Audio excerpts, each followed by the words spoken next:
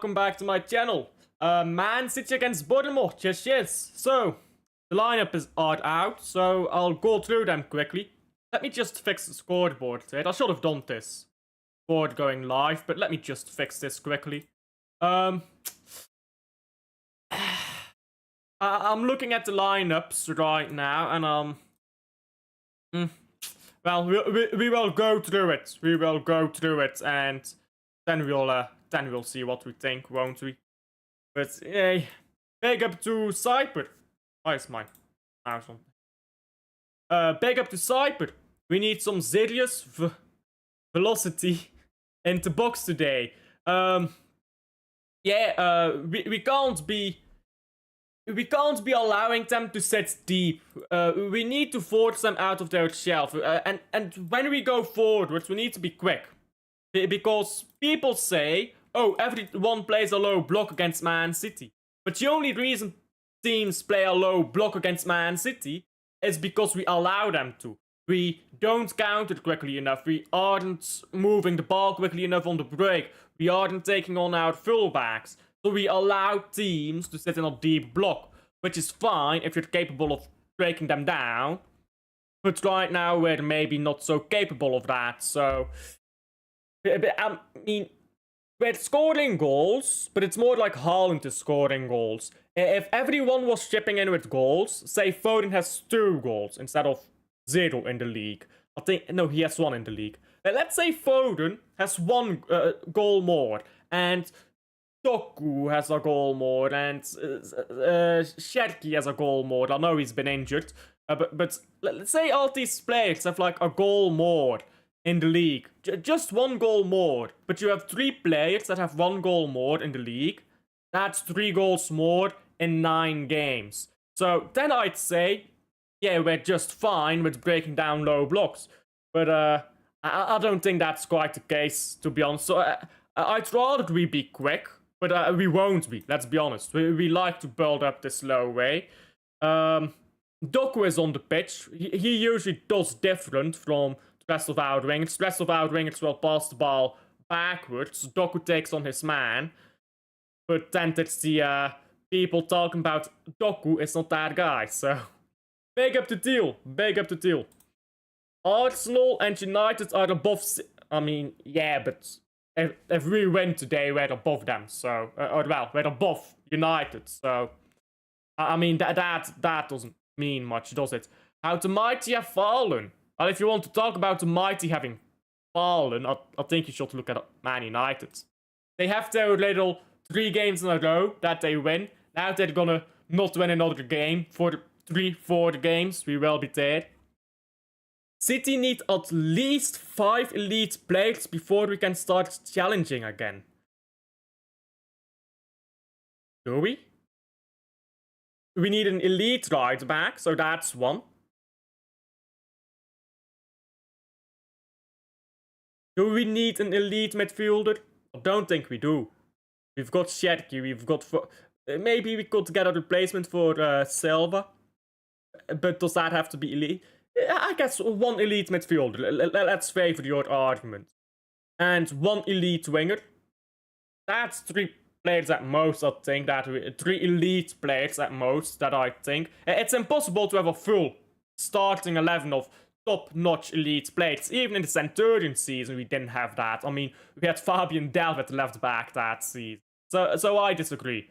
I think we need a few elite players in there, but even then, if we look at the rest of the league right now, they're not great. So we're gonna be challenging this season.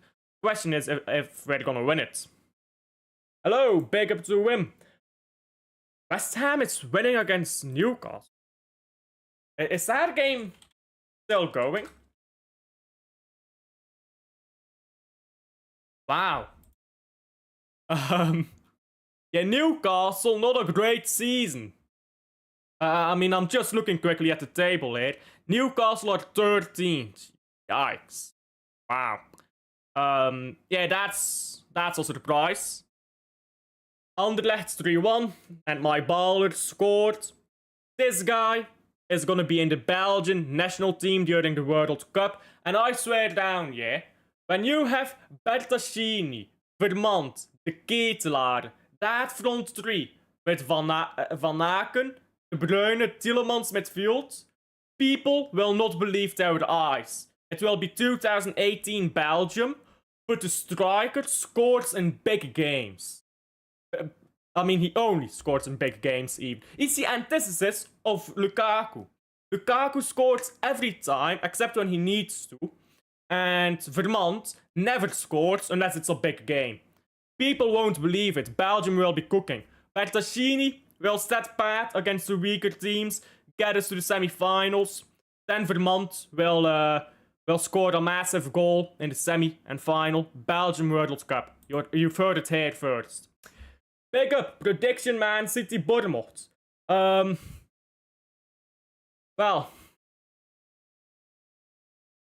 I went with 3-1, so I'll stick with that. I'm not a big fan of the lineup.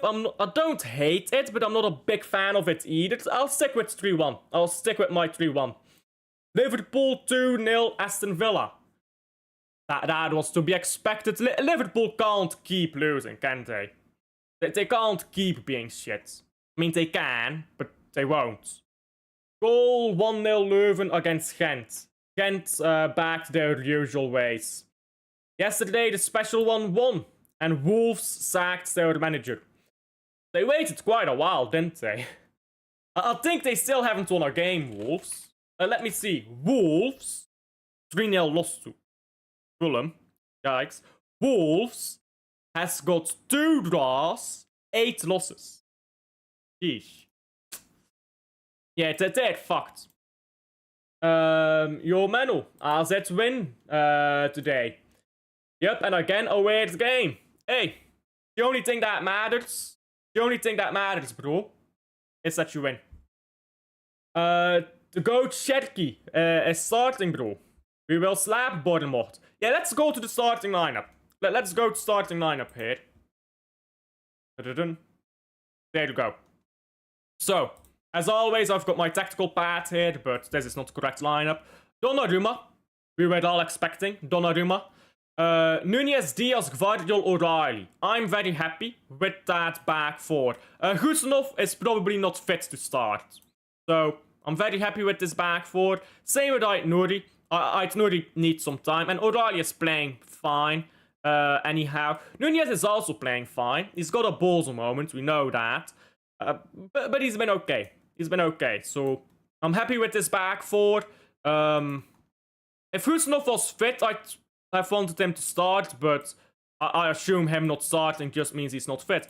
I like this. You've got this pretty much back three. O'Reilly kind of inverts, but we'll talk about that later. So this is fine. This is fine for me.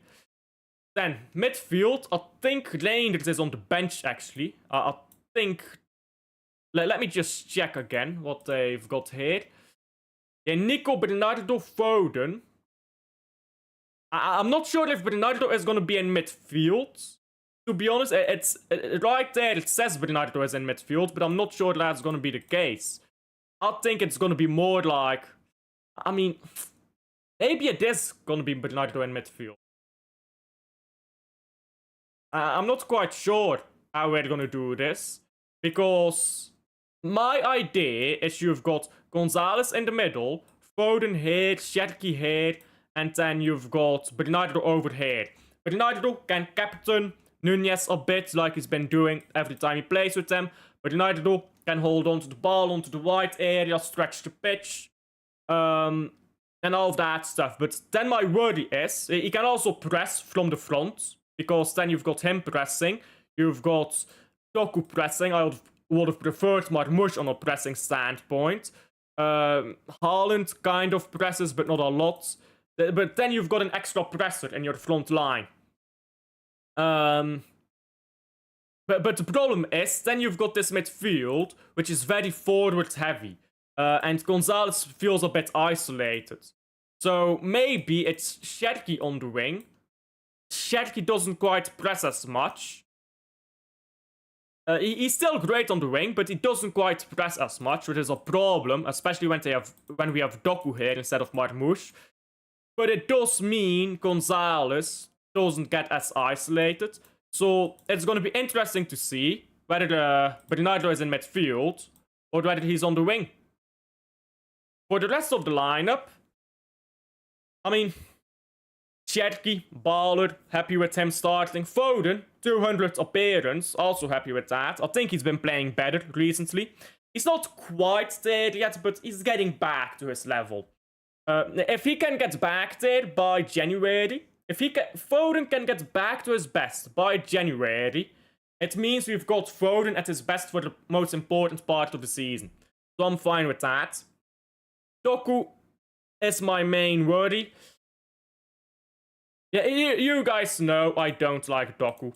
I'm expecting Doku is gonna sit out wide here, and O'Reilly is gonna invert a bit. Maybe O'Reilly will be the backup to Gonzalez. Maybe we'll have that.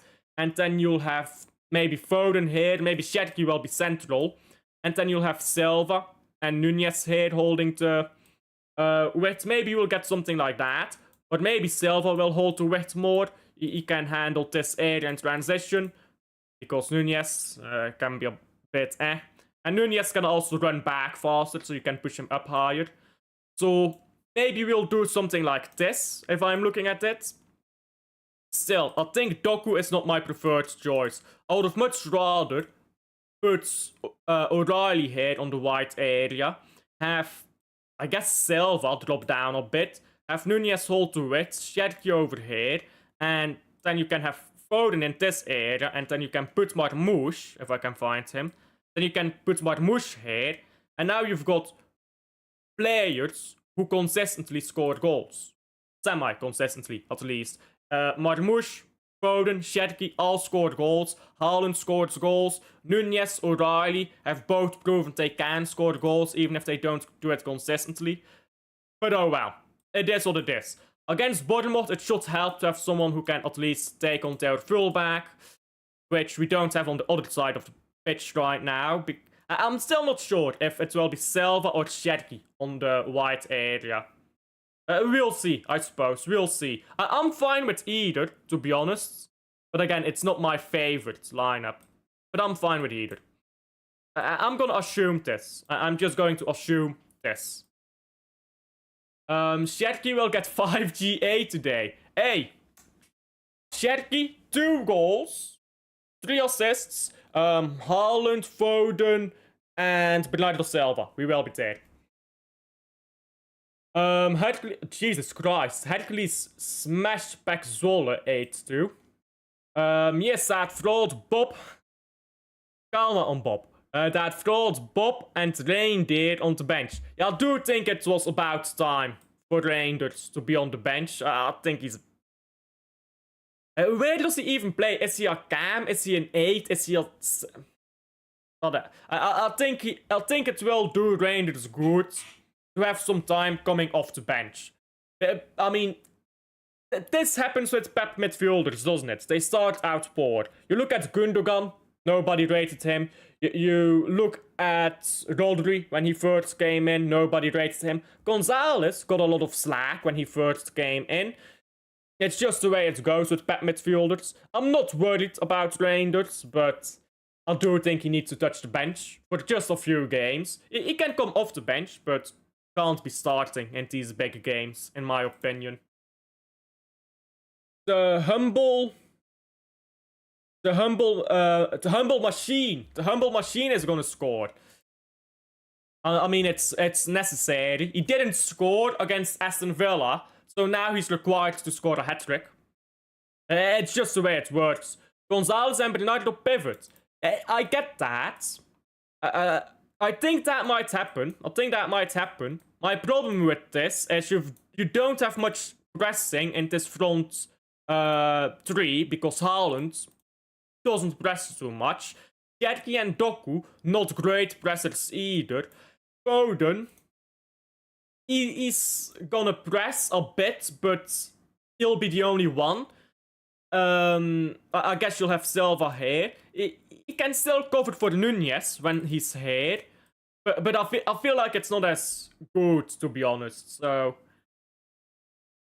I get it, because this way the midfield is balanced. The midfield is balanced. You won't get overrun easily, you will have a lot of the ball. And when you have a lot of the ball, you can feed Cherki, you can feed Foden. You can get these players who need the ball to do something, the ball. The problem is winning it back. That's my problem with this.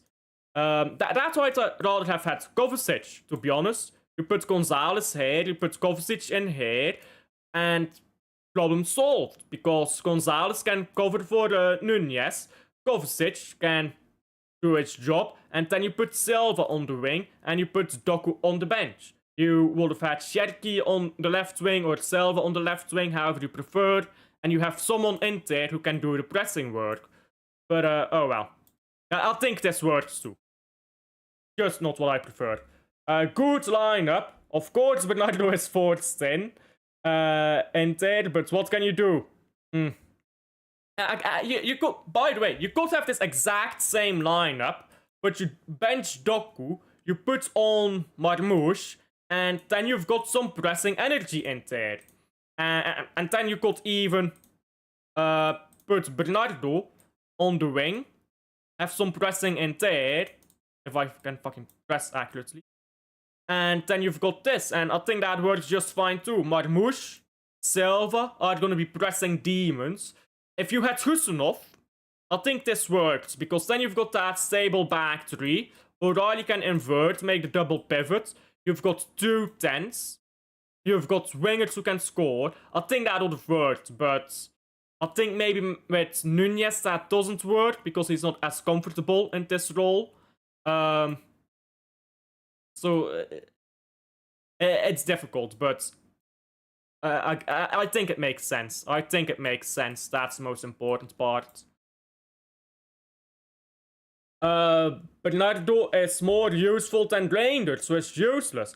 I think useless is harsh on Reinders, but I think Reinders has had good games. Let's not think people slack him off too much.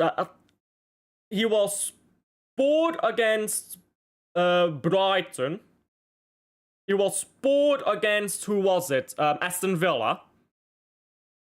He's had maybe 2 other poor games, and he's played pretty much every game. The majority of games, he's been good, so not great, but just good. Doku slander will not be accepted. Okay. We will move on. Juventus won. Who did Juventus play? Haaland hat-trick against Liverpool. Yeah, save the hat-trick up. We save that hat-trick for Anfield. It will be sick. It's still sick. Bournemouth is second. That happens a lot though, doesn't it? You've got a team. You've got a team that just starts the season out well and then they drop down. It happens every season. If I'm not mistaken, Bournemouth was second for a point last season as well, weren't they? Or was it? No, it was Crystal Palace who was second last season for a while. And then they dropped down. I mean, it happens every season. Nothing impressive, to be honest. They'll drop down. If they stay second for most of the season, that's impressive. But just being there after 10 games, and then after 20 games, you're 8th, not that impressive. Goal, Leuven, 2-0 Gent. Yikes. Gent, bro. This team, yeah, if you want to watch some Belgian football, watch Gent. They get battered every week, bro. Sometimes they'll pull out a win. But bro, I swear now, they lost 5-0 3 times in 4 games last season. How do you lose 5-0? 3 5-0 losses in 4 games, but you finish like 6th, I believe, or 5th. How do you do that? Genuinely baffling club. Fucking, if you want to watch Belgian football for entertainment, watch them. You will be entertained. You will be entertained. Nunez balls are loading. Let's hope not. I just realized that it's Doku starting, not Marmoush. So, we've got a clear conflict of interest here. Our manager is dumb. I won't say that. Marmoush is probably not fit to start, let's be honest. Reinders is a model with nice hair. That's it.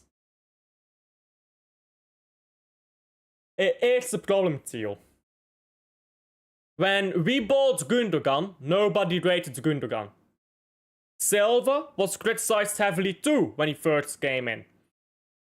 Rodri fucking murdered when he first came in. Gonzalez, lots of criticism when this guy first came in. Gundogan, since then, best Premier League German ever.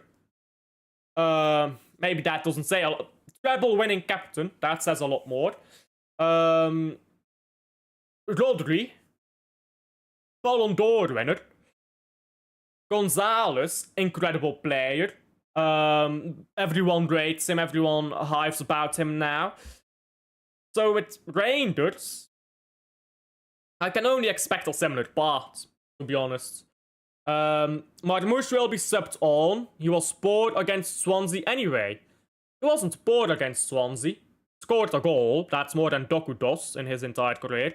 I mean, Marmoush last season scored more goals than Doku has done in his entire career. So, listen. I'm not trying to insinuate anything, but Marmoush does quite a bit more. He was played out of position. He could have maybe scored more. He was a bit rusty. But rusty Marmoush is still better than Doku. Because Doku has purple patches. And that's it. His purple patch is done now. If I'm being brutally honest about Doku, I would bench him for the national team. Because you guys know I am Belgian. There are Belgian wingers who are better than Doku. Bertaccini is better than Doku. De Ketelaere as a winger is better than Doku. These are wingers from the same country who are better than Doku. Why can't we have a consistent lineup for like 5 games? Why so much rotation and change? Because we've had a fuck ton of injuries, to be fair. But yeah, it's annoying. We need to get a consistent lineup going. But again, that's also something that you only need to do that from January onward. January onwards, you get the same lineup, the same team every game. If you do that, because you look at Arsenal right now, it's the same starting 11 every week. It's stupid when you do that. You need to rotate in the first half of the season. Otherwise, your best 11 will be dead tired by the time it's January. If your starting 11 is fresh in January, and you can spam them out from January to May, that's when you go on winning runs. You look at our Centurion season. We rotated a lot. You look at Formidables, we rotated a lot. You look at 21-22, we rotated a lot. These seasons where we go on mad runs, the treble season, I think we had a different lineup in all 5 first Champions League games. So you rotate in the first half of the season. That's what you do. That's just what you do. You rotate, you change, you keep your best 11 fit. But you need to rotate correctly. That's the important part. Ivan Leko, washed. He's not washed, he's just at a shit club. He could have taken a better job. He thought, I'm gonna fix Gent up, but brother, ain't nobody fixing that club up, mate. You are not that guy. Doku scored more goals than Savio and Bob. Yeah. I don't see point. Marmoush should be scoring more goals. Even Alvarez was a better goal scorer for City. I disagree, to be honest. First of all, Alvarez was I think Alvarez is a better player than Marmoush. I'm just gonna say that. Alvarez, undoubtedly, world-class striker. But for what Man City needed of Alvarez, Marmoush is better. overall, if you compare the player to player, Alvarez is better. But Marmoush is better at the role that we need from Marmoush, or back than Alvarez is in that role. So, was Alvarez better overall? Yeah. But, first of all, he's world class. I don't think that's bad. Alvarez wanted to leave, so it wasn't up to us to keep him. And Marmoush is better in the role that we need of him. When Arsenal starts bottling in January, we will be there. Hey, maybe Sunderland win the league title. Alvarez played in many positions for City and still bagged 20 goals. Yeah. But Marmoush has played half a season for Man City, the worst Man City team we've ever had. He's played left wing, right wing, false nine, attacking midfield, so he's also played a lot of different positions. And he's scored 7 goals since January, so that's like, what, 10 games I believe he played, maybe. Maybe he played a few more. Let's see, how many games did Marmoush play? I'll bet 12 games last season. And this season, I think he'll hit 20 goals all competition this season. Let's see, last season Marmoush played 16 games. Okay, that's a bit more than I expected. 16 games for the Man City. I thought maybe 12 games. 9 GA in 16 games with a terrible Man City side. I don't think that's a bad return on investment. Marmoush so far, he's got 2 GA in 6 games this season. But that includes 4 minutes in the Champions League. That includes a few games where he had like 10, 20 minutes in the Premier League. So it doesn't mean a lot yet. I think he's just fine, Marmoush. Anyhow, let's... Excuse me. Let's check out the 11 for the Bournemouth. Let's see what they're pulling up. Bournemouth, starting 11. Petrovic, Jimenez, Diakite, and Senesi. That's about what I'd expect. Senesi, by the way. Does anyone else think he's overrated? Also, I never saw anything about Senesi. I never saw anyone talk about Senesi. But then I talked to a fucking Bournemouth fan about Senesi on Discord. I have a Discord, but I'm not telling you guys what it is. Because I get that question whenever I talk about Discord. I was talking on Discord with a Bournemouth fan, and he was hyping this guy up to the moon. I was like, Jesus Christ, he's okay, mate, but he's nothing more. Scott, Adams, Brooks. This is the main line of interest. I'm surprised that Kluivert is not starting, to be honest. I would have expected Kluivert to start. Because he gets them forwards on counter-attacks, he can score goals. I was expecting him to start. But instead, they've gone with Tavernier, Semenyo, and Krupi. Ivan Nielsen has not scored a lot this season, but I'd still put him ahead of Krupi. But okay. Krupi's still a dangerous player to come up against. Semenyo is the main worry. Now, I think that's obvious. Semenyo is always going to be the main worry. What's his number again? I don't know. Semenyo. I think it's like 24 or something. Here's the problem, right? Semenyo is going to bully Nunez on this side. So you're going to need Silva to come down and help Semenyo constantly. Now, if they had Kluivert in this central area, I'd be more worried. Because you get Kluivert the ball, and he can play the ball through to Tavernier, who's going to be on this side trying to cut inside, or he can poke it through to whoever the striker is. I think it's Krupi. Yeah, Krupi. He can poke it through to an oncoming midfielder, maybe Brooks or something, or Christie if he plays. Well, he can move the ball, and he can also shoot. However, they're not playing Kluivert. So to be honest, you just shuffle players over, and you kind of fall into a shape like this. And I don't think they're doing much, to be honest. I really think they should have had Kluivert here. Because now their hope is a counter-attack. They limit themselves to a counter-attack, basically. Maybe down to this side they have something with Tavernier, but even then, I don't think Tavernier is getting past this combination here.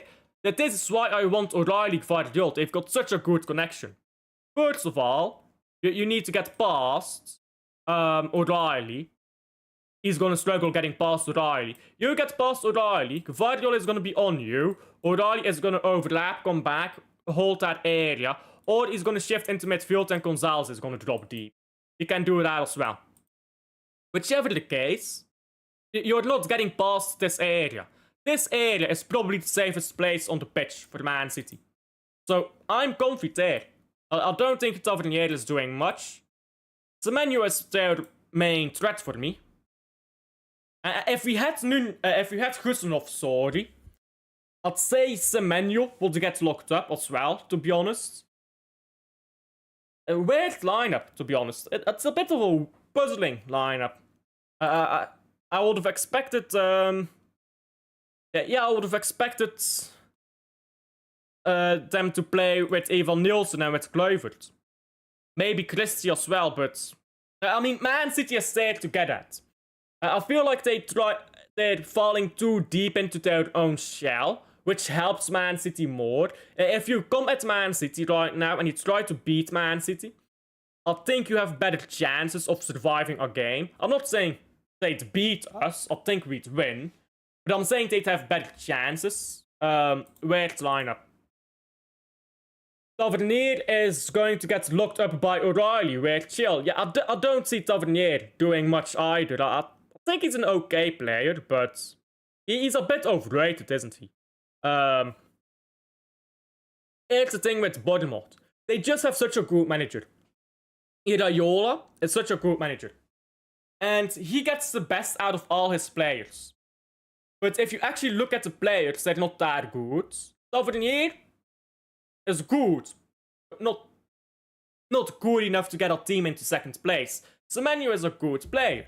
But you look at the rest and you're like, is this team really as good as they're performing? And I think no. If they had a different manager, I think they'd be hanging around 10th. Which is no disrespect to Bournemouth. But I'm just saying, I think the manager of Bournemouth makes this team look better than what they really are. So I think we should be comfortable against this lineup, if I'm being completely honest. Now, the game starts in 26 minutes. So, I thought this was interesting. I'm actually surprised that the youngest player to reach 200 games is 25 years old. But there you go. Phil Foden will be the youngest Man City player, sorry, to reach 200 Premier League appearances. Reaching the landmark at the age of 25 and 158 days. Beating the previous record holder Raheem's. That's a surprise. Raheem Sterling, really. I don't know, who was I expecting it to be? How old was Vincent Kompany when he came to Man City? He can't have been that old, but that's surprising, to be honest. Finally, Foden, Shetty in midfield happening. I think it might be Bernardo in midfield, actually. I think you might get Shetty on the wing, Bernardo in midfield, and then you get this set up. I'm fine with that, though. I think Shetty out wide can create a lot. We need someone to create from out wide. Because if you're creating from out wide and you can hold the width more, that can maybe be Doku's job, then you're forcing the team apart. You're creating more space, which can help Foden create. So now you've got more creativity from midfield, and you've got a creative player on the wing, and you've got Nunez who can score the goals, and you've got O'Reilly who can score the goals, and Foden himself, and Haaland. I mean, Haaland needs no explanation. So I think this is fine. Again, it will be interesting to see what they do, though. What Pep does. But yeah, that's surprising, to be honest, that Raheem Sterling was the previous record holder. But hey, big up to Foden. Big up to Foden. Foden, I think we need to see some stuff that Foden is talking about, because Well, it's not his birthday, but it's the equivalent of. Foden on City and his form this season. Season isn't going to be decided in the first 10 games.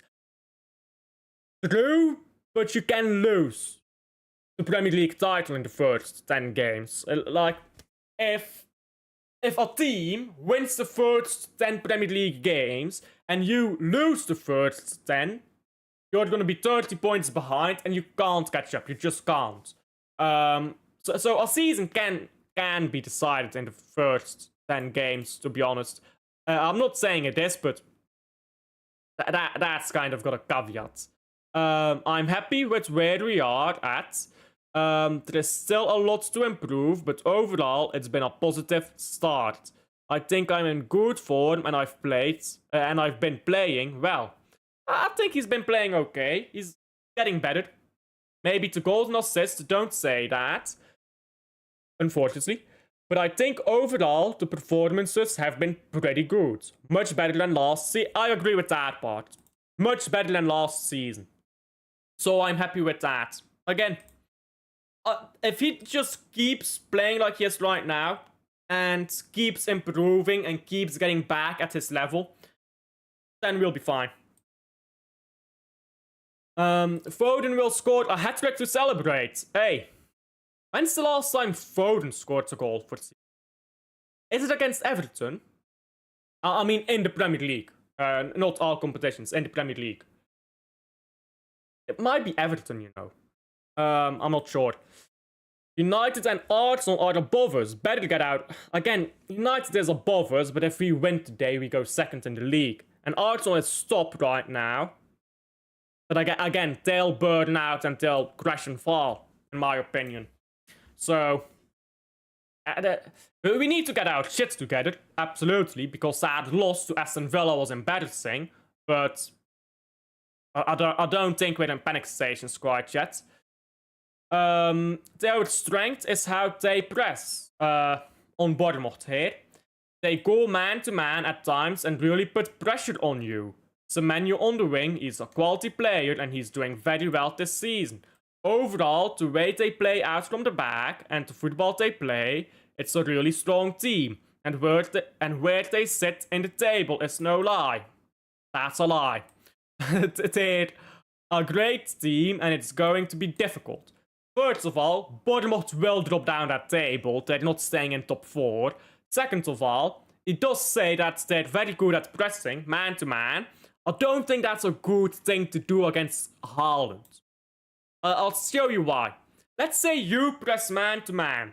Okay. Let's put some Bournemouth cones on the pitch here. So, their centre-backs, their full-backs, their midfield, which is going to be a 3, and their front 3. Okay, press man-to-man. One played on Haaland, one played on Sherky, one played on Doku, one played on Foden, one played on Silva, one played on Gonzalez, one on O'Reilly. Or maybe he's going to shift down and be on Guardiol. Okay, you press man-to-man. That's how it looks like.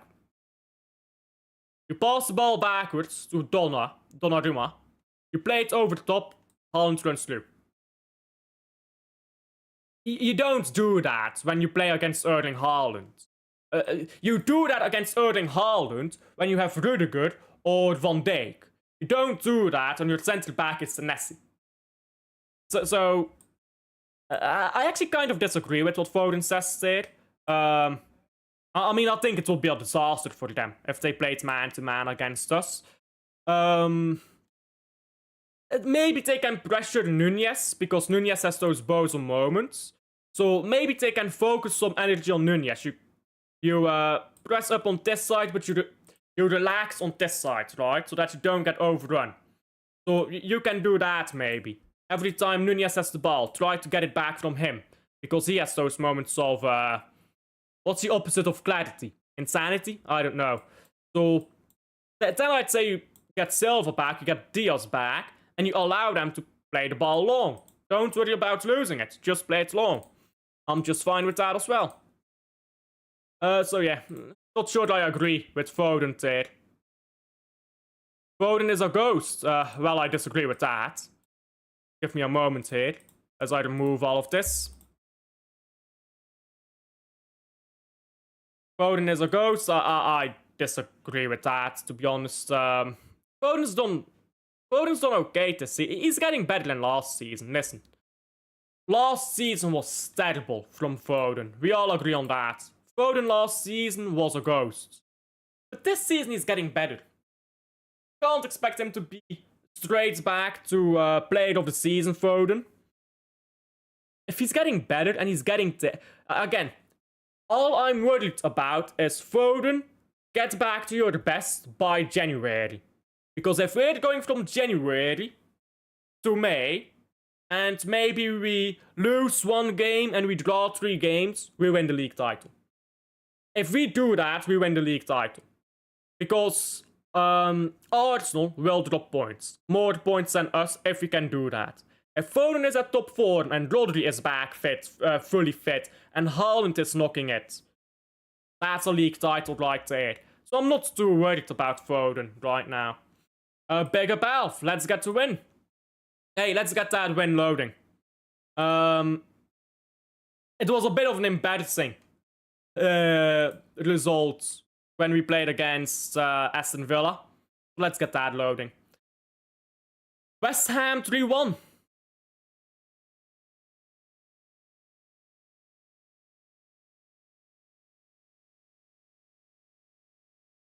Rough. Look at Newcastle third position though.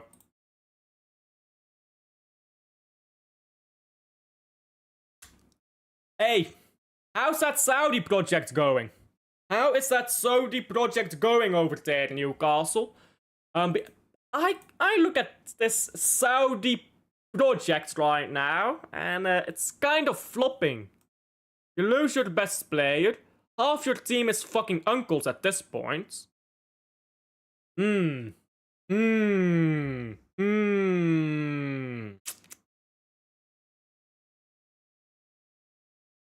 City always slap. Well, I won't say always. We usually slap up Newcastle. Newcastle was the start of our poor run, wasn't it? We drew Newcastle and then we started that poor run. No, because we beat someone and then we beat Wolves after that. But anyhow, close enough. Newcastle, they're washed, bro. I do rate Ultimata highly, though. I'm a bit surprised that Newcastle is this poor, to be honest.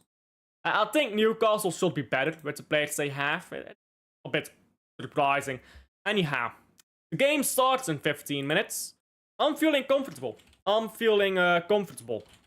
going to quickly fetch a drink. Because my throat is getting dry. So I'll be right back. I'll just quickly fetch a drink.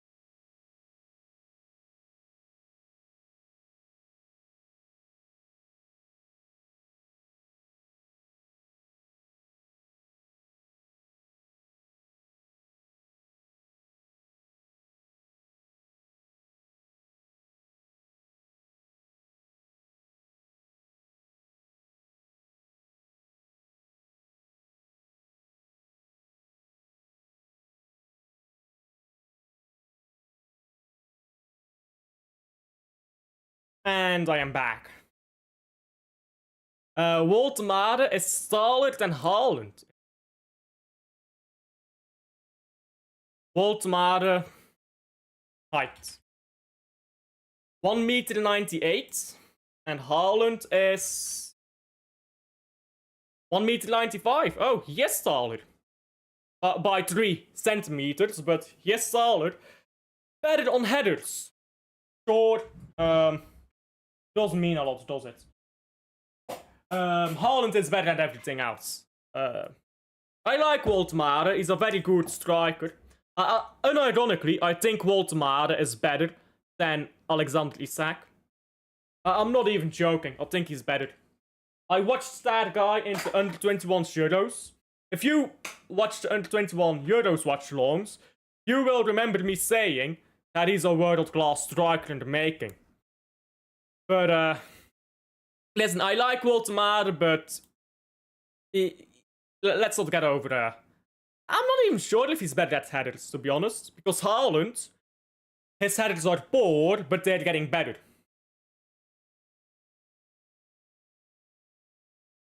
It's not alcohol, Rosa. It's water. Look at this. This is water, not alcohol. But do like and subscribe. You know what I just realized? I haven't got this poll on. Let me quickly do this poll here.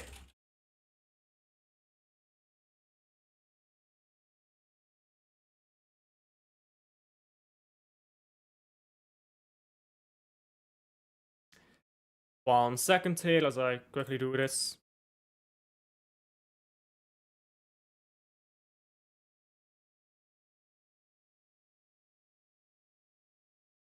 There we go. Cheeky bid for Tonali and Bruno G in January. That seems unlikely. Honestly, I don't want either of these, to be honest. I like them, but I think Bruno G ship has sailed. I think Rodri Nico is good. Reinders is gonna be fine. Foden is fine in the 10. I think Bob as a backup 10 in the future, or maybe Echeverri, or however we do it, is gonna be fine. I think all we need is an 8.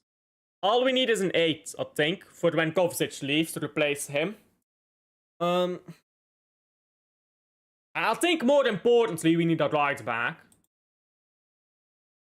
Let's talk about Chelsea beating Spurs and Liverpool beating Villa. Hey, it's Spursy. They made a word just for the phenomenon. It's Spursy. It's a beautiful thing. It's a beautiful word. Honestly, it's the best word football has ever come up with. Spursy. And Liverpool won. Yay, congratulations, guys. You're still shit. But United on the wing. You mean in this game? Yeah, it's gonna be interesting to see. Vodka. No, it's not vodka. It's Ginsterberg. Look. I'm not sure how well you can read that, but it's Ginsterberg water. You can look that up. That looks pretty. That looks pretty unfocused there on my camera. Oh well. You can look it up. It's not vodka, I promise. Glory, glory, Tottenham Hotspur. Oh, what a wonderful thing.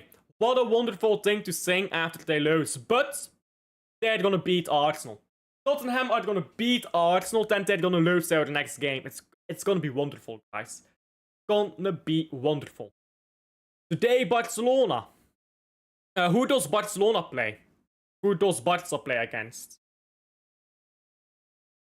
The match has a draw written all over it. This match. We're gonna spank them. Hey, Zed! Big up, Zed! How are you? KDB in the building, because I'm Belgian. Trust me.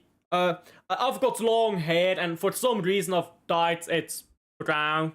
I'm not sure. I just felt like dyeing my hair brown. Trust me. I am Kevin. Red cards Fabio Vieira. Hamburg FC. So that's where Fabio Vieira is at right now. The more you know. Anyhow.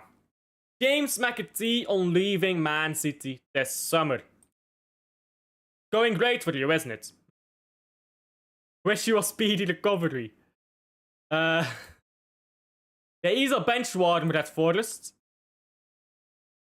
Hey, old man, hamstring. Rough. It's rough, but oh well. Slap the likes, subscribe for the speed. I'm pinning that. I am pinning that. If YouTube wants to load. There we go. That's the pinned message. Yes, Hull City are only 3 points off second. Hey, Hull is moving right now. Let's see. Hull City. You won against Birmingham. Some refereeing. Maybe some corrupt refereeing, but it's okay. And you're only 3 points off. Hey, Hull City promotion. We will be there. Coventry City is looking good right now as well, aren't they? But they're still top of the league. Bro. These guys are like Man City's little brother. Look at this Coventry stuff. Coventry City kids. Bro, they're like our little brothers. Look at this. Little Brother FC. This one not quite, but bro. Little Brother FC. I hope they get promoted. Then we can use the pictures of their stadium and say, look at this, Etihad is full. Prediction, Besiktas Fenerbahce. That's a bit random. I'll go 1-2 Fenerbahce. Take care, but good luck versus the Cherries. Cheers, thank you.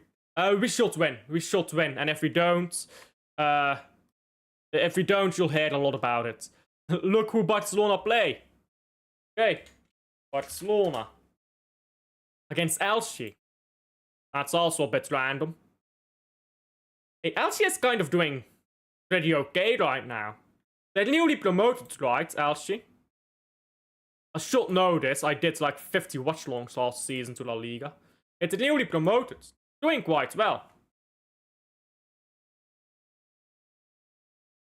Make sure you look good ahead of yellow frauds. Hey. If we can't beat Dortmund, I'm gonna be worried. Because that's a fraudulent Dortmund right now. We will be there, Glimpse.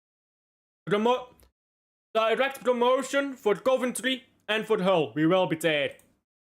Remember when Coventry almost knocked United out of the FA Cup? They should have, by the way. They should have advanced. That was some corrupt refereeing there.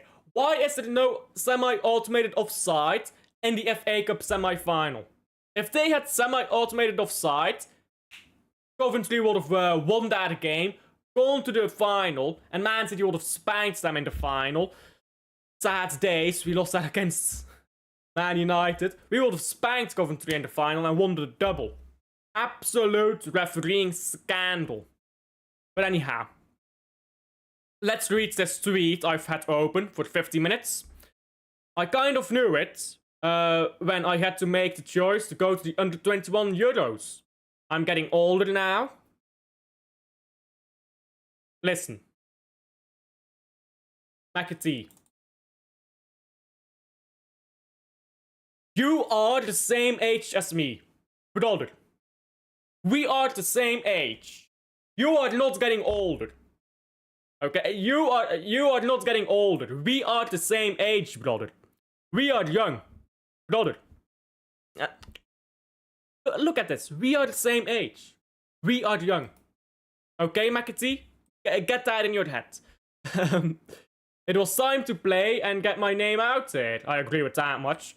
Leaving my childhood club was tough, but I think we both knew it was the right time and the right thing to do. I agree with that. I don't think he was good enough for Man City. I don't think he was ever going to be good enough, unless he was going to be a bench warmer, and I don't think he wanted to do that. So, yeah, I agree with this. It was a tough decision in the end. Most people know it was the right one. I agree with this. And this is the thing here. Because a lot of people have trauma from Cole Palmer. We've got to let these players go. A lot of these players aren't there. Let's be honest, a lot of these players are just not there in quality. A lot of these youth players are. I'm looking at Oscar Bob right now. I'm not quite certain if you're gonna be that guy. We need to be able to let these players go. So many people are like, start the youths. Dude, that's fine. That's fine.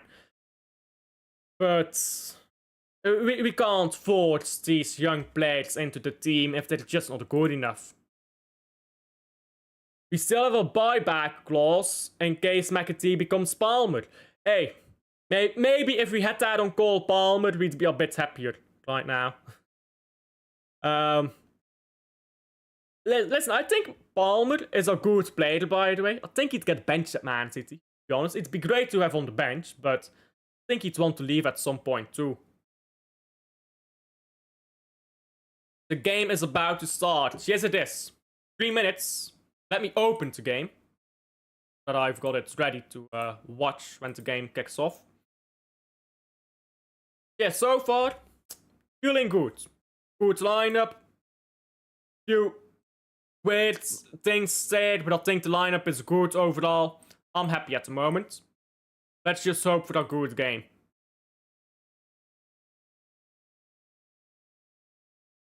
Okay, I've opened up the game. There we go.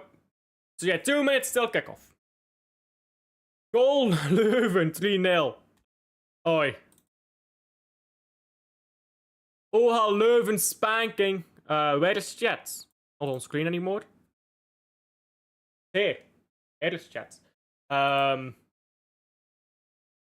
Leuven has spanked up Gent. Yikes. They're playing their best 11. Skoras stinker en hoekt.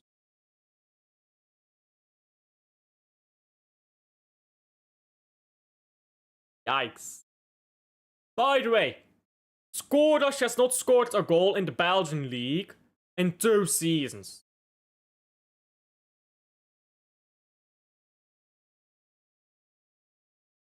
This brother washed, bro. This guy's washed. I think he might have scored for Gent, actually. Yeah, okay, he scored 2 goals for Gent and 3 assists. Well, why does he do this for Gent, but not us? Hey. Rough times. Tough times for the Skoras. They're losing pretty convincingly. Where is Gent in the table right now? I'll need to see this league table. They're 4th? How the fuck are they? I swear it now, this club is so funny. They lose. They have 3 losses by 5 goals in the span of 4 games. They finished the season in 6th. They are getting spanked up by Leuven right now, 3-0. They're 4th in the league. How did these guys do it, bro?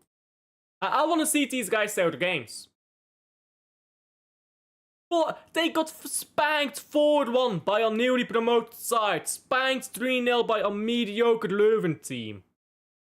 But they beat Standard 4-0. They beat Charleroi. They drew Club Brugge and they beat Antwerp. Weird team. I'll swear it now. These guys, something's wrong with these guys. They must be on cocaine or something, I don't know. Anyhow, game's about to begin. Like and subscribe, helps out a ton. And let me just get this timer ready here.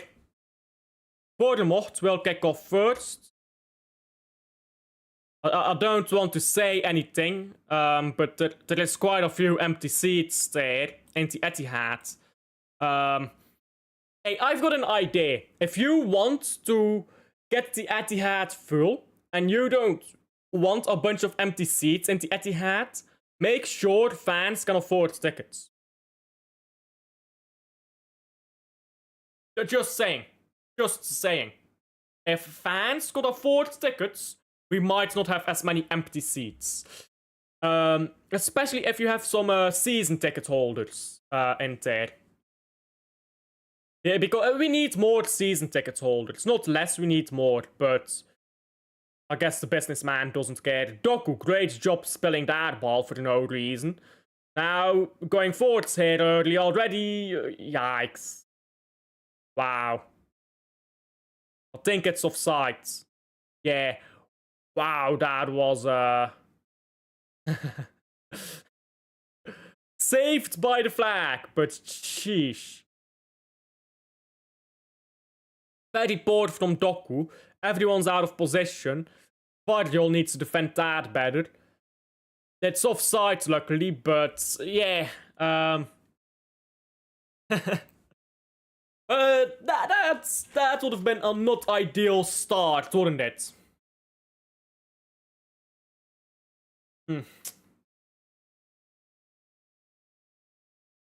Man City spelled the ball again already.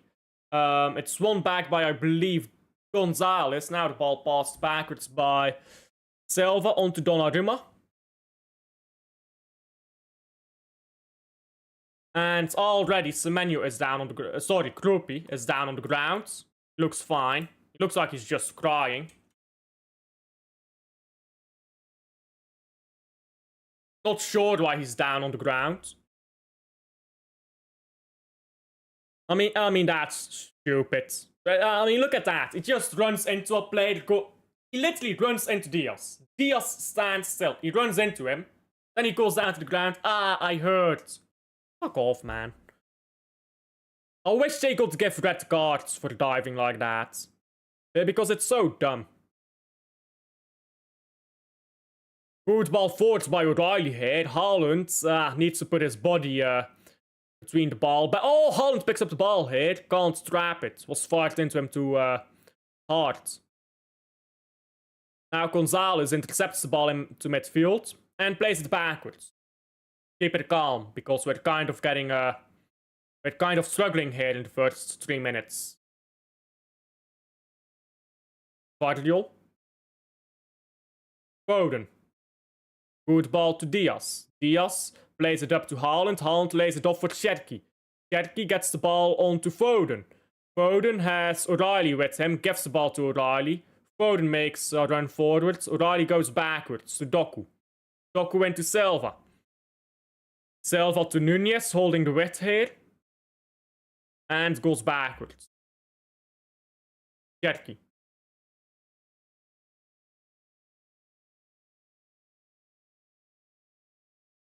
Josko again.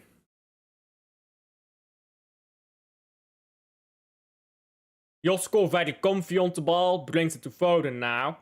Goes backwards. Foden. Again, chooses to go backwards. O'Reilly. Doku. Doku into Gonzalez. Gonzalez pokes it through for O'Reilly. O'Reilly into the box. It's not a great ball, though. Lacked a bit of precision there.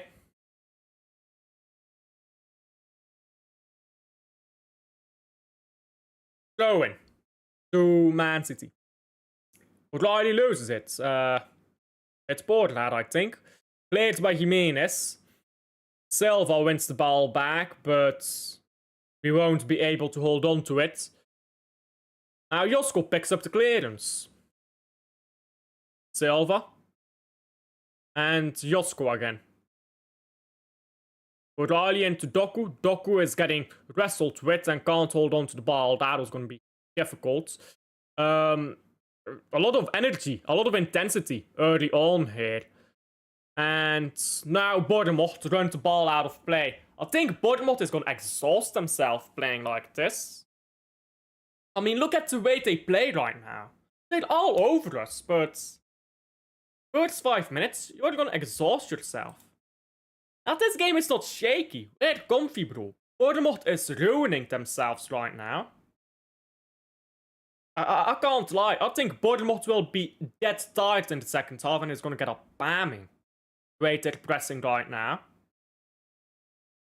If we can hold on to the ball, yeah, all we have to do is hold on to the ball and pass it around. If they keep pressing like that, and we just pass the ball around, they're gonna be tired. Foden, on to Doku. Doku now going forwards. Does very well against Jimenez. Does great to get the ball into Foden! Whose shot is blocked. Goes out for a corner.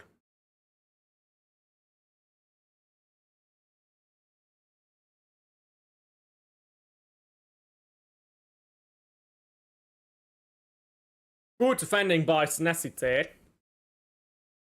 I'm not sure if it would have been better to pass that to Haaland. I'm not sure if that would have been better.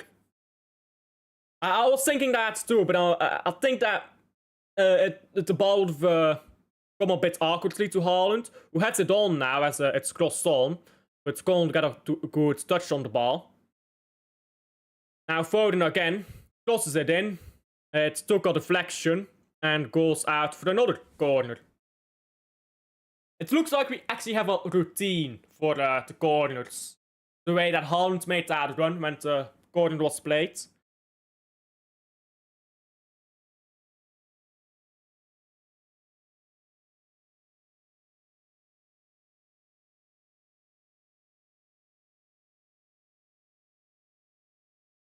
Foden. Haaland heads it on again. Yeah, we're doing the same thing here on the corner, but doesn't quite come off. Not quite sure what the idea is with that routine. Ball comes down the left to Brooks. Nunez covers very well. Very good defending by Nunez there. If that was Kluivert, we would have been in trouble. I really don't understand why they have Brooks here instead of Kluivert. We would have been in trouble if that was Kluivert. He would not get out-muscled, and he would not get caught up as easily as Brooks did.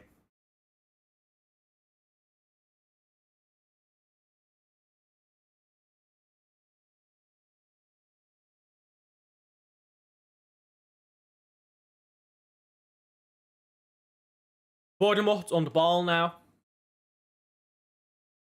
They're trying to catch their breath.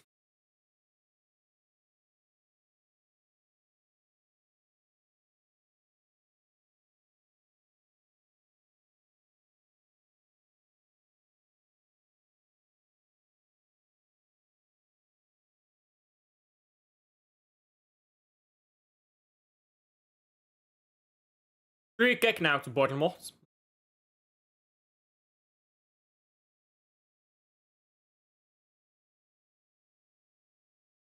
Let's see how they take this one. I think they're gonna pass it down the left. Watch. I can't see Semenyo on the screen right now. I'll bet he's down the left somewhere. They're gonna pass it to him. Yep, see? Semenyo here on the left. I'll bet they pass it to him. Okay, they try a long ball. It accomplishes nothing. They should have done my suggestion if they wanted a goal. Nunez now. Silva. Into Foden. Foden to Diaz, to Gonzalez, who gives it to Silva again, and now down the left. O'Reilly.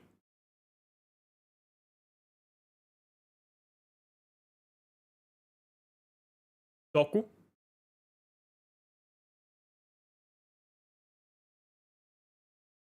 Doku ball into O'Reilly, who goes back again.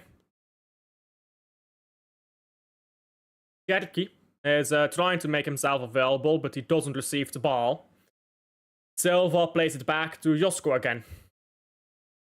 Josko, good ball to Gonzalez there. Gonzalez to Doku, who brings it to O'Reilly here. O'Reilly tries to go more in field now. Vardio. Nunez does very well to hold on to the ball. And poor pass Cherki. He's trying to win it back though. Good defending by Nunez again to win the ball back of Semenyo. It's a bit unlucky because the ball does spill through to Krupi. But look at that work by Man City to win it back. Defending as a team. Good ball forward by Cherki, but it's a bit too far for Haaland. And it's put out for that throw-in.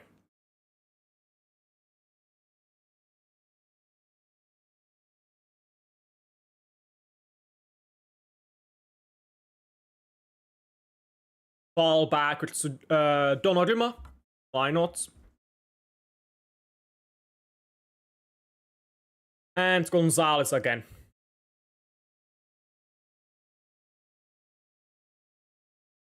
On to Foden. Still Foden trying to run through everyone. Yikes. Yikes. 4-0 to OHL Leuven. And Gent. I think the term is getting cooked. Gent is getting cooked.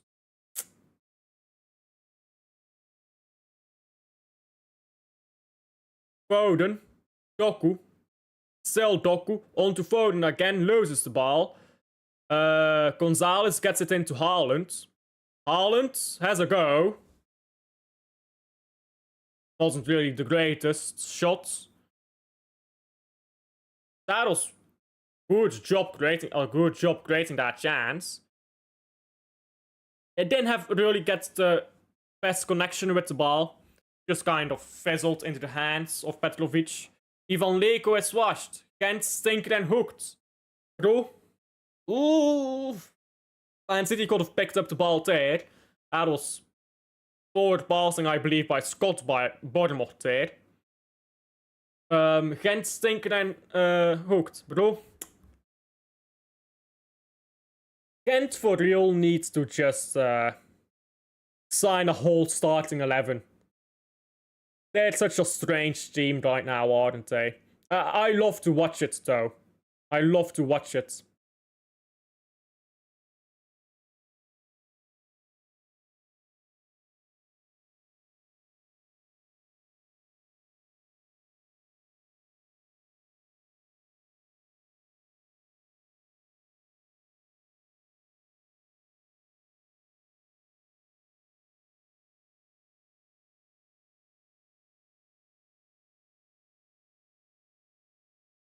Ball with Senesi. Ball up the pitch by Senesi. It's gonna be into the feet of Donnarumma.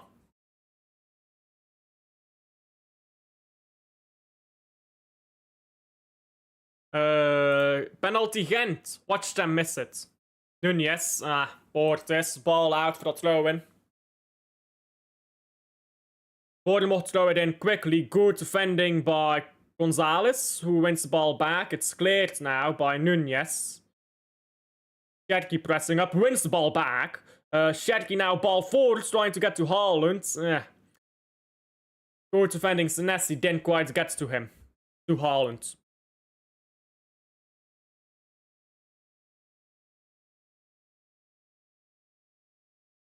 If you had that De Bruyne type of pass, which just like goes a bit further and somehow curls back, if he had done that, Haaland would have been in.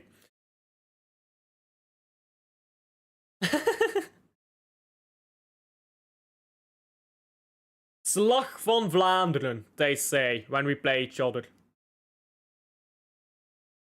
Mate, they've won one league title in 100 years. Anti-Buffalo.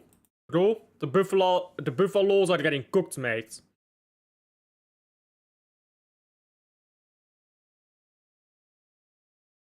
Senesi on the ball for the Bournemouth. Passes it to Adams. Adams brings the ball to Truffet. Truffet. I'm not sure why I said Truffet there. Senesi again. On to Truffet. Truffet tries to play a ball forward, so I'm actually surprised that Tavernier almost got onto that ball. I just noticed as well, Tavernier and Semenyo switched sides. Throw in now to Man City. And Nunez is was handling Semenyo just fine. Semenyo went on to the other side. I think we might be in for a good game here. If we can keep Semenyo out, then get one goal, then it goes from there. Good end of the weekend. Gent lost. Hey. Cheers to that. Cheers to that.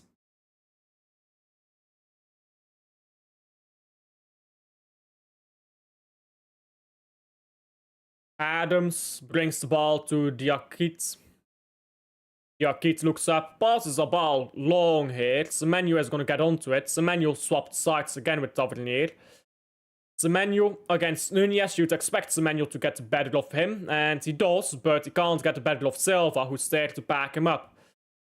Now Sherky plays the ball forward. Can Doku get there? No.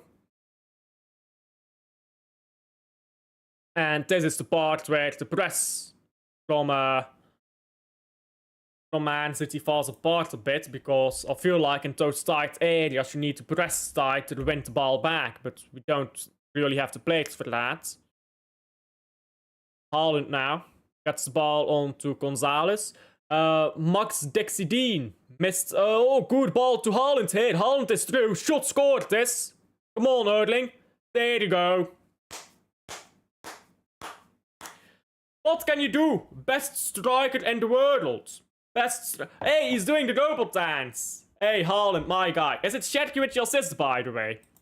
Hey. Hey. Big up deal. We are in. Shetky and Haaland. First of many. Guys. Silva looks fucking dead tired. Look at him. Hey, bro. I'd say cheers. I've got a bit left in here. That's how we go. I told you guys, you can't press one-on-one against Man City. Haaland is gonna eat on those long balls. I said that. Look at this. They press one-on-one. The ball came to Sherky, who headed it on to Haaland. Like, that is so poor. You cannot press one-on-one against Erling Haaland unless you have Rudiger or Van Dijk. You do not have Rudiger, you do not have Van Dijk. Why are you pressing this way? I don't care. Thank you for the free goal. I thank you manifold. Maybe they'd have learned their lesson, but probably not. Bro, that is such a good assist, by the way. Look at Sherky with his fucking head. Using his head in more ways than one. That's a quote I stole from FIFA. A commentary I stole from FIFA. Bro, I'm so happy. I'm so happy that we have this Sherky guy. Such a fucking baller. Absolute fucking baller. Sherky and Haaland shit, they're gonna feast off each other. Can I fucking score? Correct, there we go. Yeah. Close enough. There we go. That should be a free kick for Man City. O'Reilly was fouled. And that might even be our red card review. O'Reilly was in there, he was just dragged down.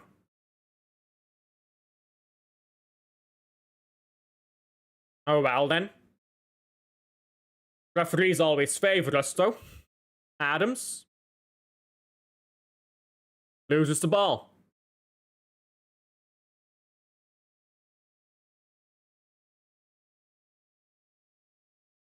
Look at Haaland's shoulder play, by the way.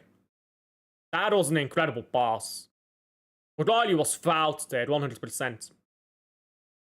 That was an incredible pass by Haaland. I don't think it's enough for that red card, but it was a foul. Haaland made a run. Doku should have really put him through, but he was surrounded by too many players. Now Sherky. Sherky. Still Sherky. Doku.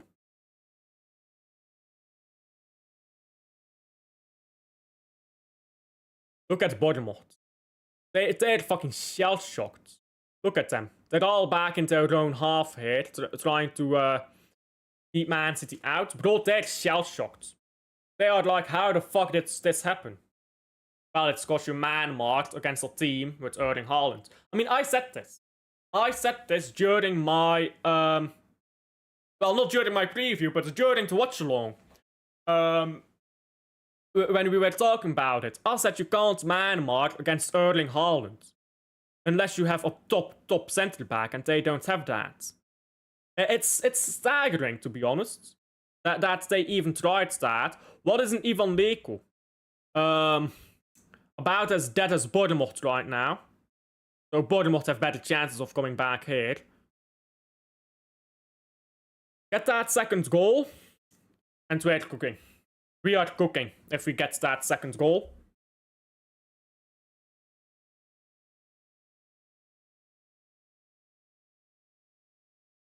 Gonzalez. Good ball to Nunez here, who's again stretching the pitch. Doku. Cherki tried to flick it on to Doku. That was a bit too special, maybe. I like that Doku isn't staying on the left. He's coming around a bit. He's playing free. Foden. Gonzalez. Nunez. Nunez. Creates the ball. Cherki. Josko. And Diaz again. Bernardo Silva. Nunez. Does very well here, Mateus Nunez. Ball to Foden. Doku. Oh, spills the ball. Bernardo Silva.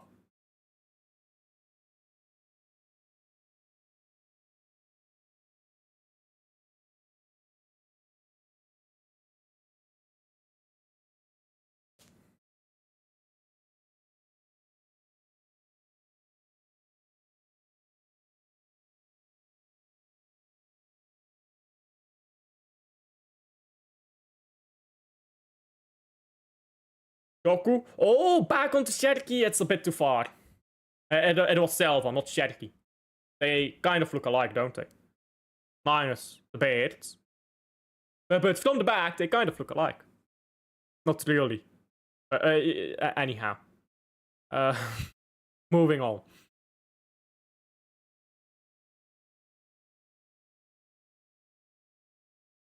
Perfect. Adams. And Senesi.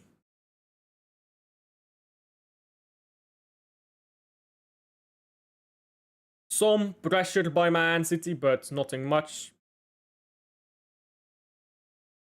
Ball with Jimenez here, who tries to run up the pitch, gives it to Scott. But, I mean, not to repeat myself, but they don't have an outlet there to get the ball to other than Semenyo. But Semenyo is getting locked up at the moment. Adams.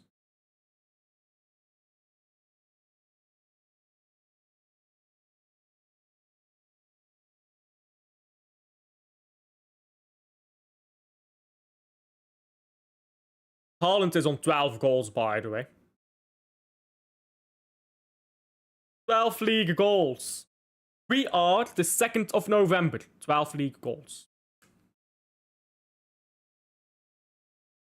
If Haaland...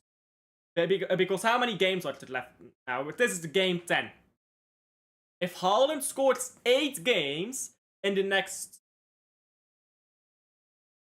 If Haaland scores 8 goals in the next 9 games, assuming he doesn't score again here, 8 goals in the next 9 games, which is lower than his current ratio, then he'll have 20 goals by half the year. Donnarumma tries to punch the ball away. It's sport that by Donnarumma. And we've conceded a very weak goal. Very weak goalkeeping. Ay. Lots of complaints. But I don't. We are back. Don't take the piss, Rosa. We are back. Okay. Aye. What happens here? Can't quite make out what happens. Donnarumma punches the ball and just move. Yeah.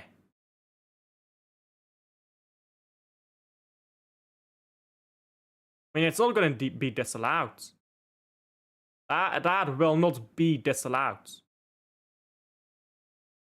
They'll give that. I'm not sure why they would disallow it. I'm not sure what the complaint is by Donnarumma. Tyler Adams, of course. It's the fucking American who's...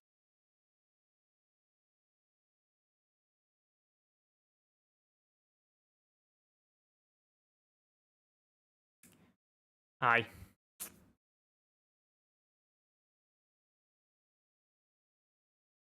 Oh well.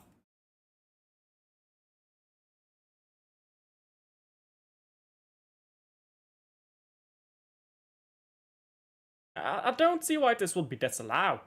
I really don't see why Donnarumma is complaining. They do nothing wrong. It's Donnarumma who makes a poor challenge.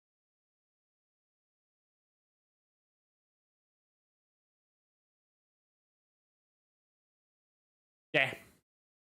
Bored. And I'll sell you yellow cards to pick up as well. By Donnarumma. Complaining like that for something that is his mistake, undoubtedly. Go and score more. That's the plan. I predicted 3-1. They've got to 1. It is what it is. Now we go get 2 more goals and we win the game.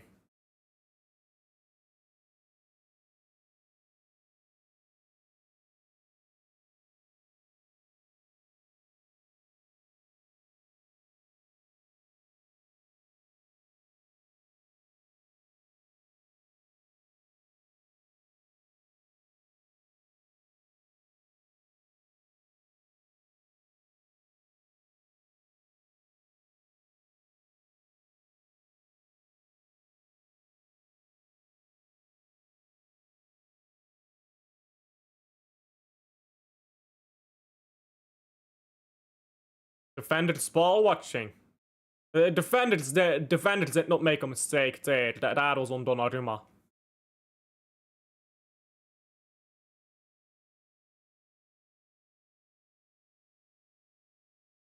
If you punch the ball away, you need to get it away. Especially if you go fall down to the ground like that afterwards. Bored by Donna.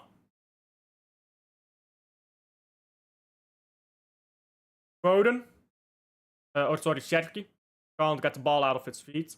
Doku now. Gets it back to Sherky. Sherky can't shoot. Foden can't shoot. Gives it to Doku, or Doku takes it from him. Doku cuts back to Sherky. Sherky's shot is blocked, and Silva picks it up somehow. Bournemouth survive. Now a board cross. Appeals for handball. A corner is given. I'd like to see that. Replay.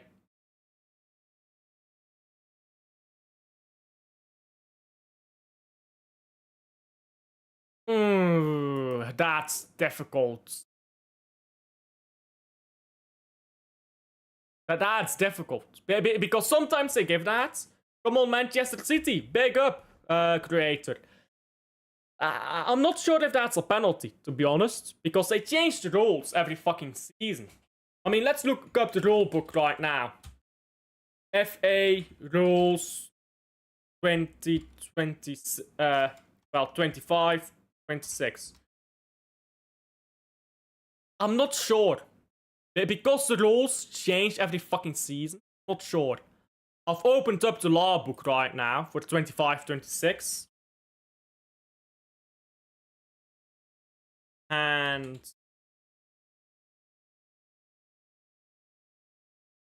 ball. Yeah, they're not giving it. Haaland's header is ball is still in the box, it's cleared now.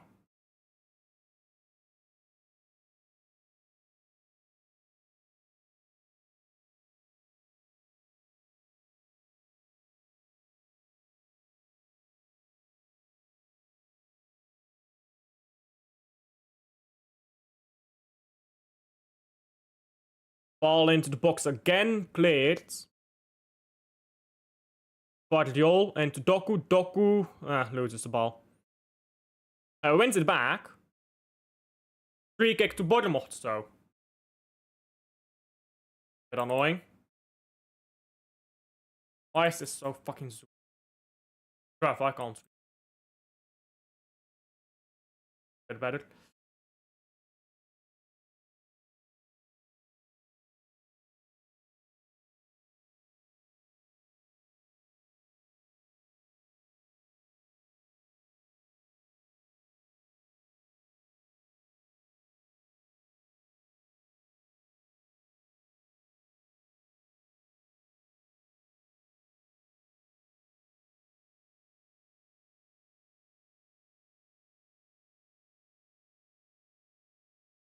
Doku. Still Doku. Loses the ball. Out for that corner again. We've got quite a few corners already. For the purpose of determining handball offenses, the upper boundary of the... I don't care about that. It is an offense if a player deliberately touches the ball with their hand, for example, moving the hand/arm towards the ball.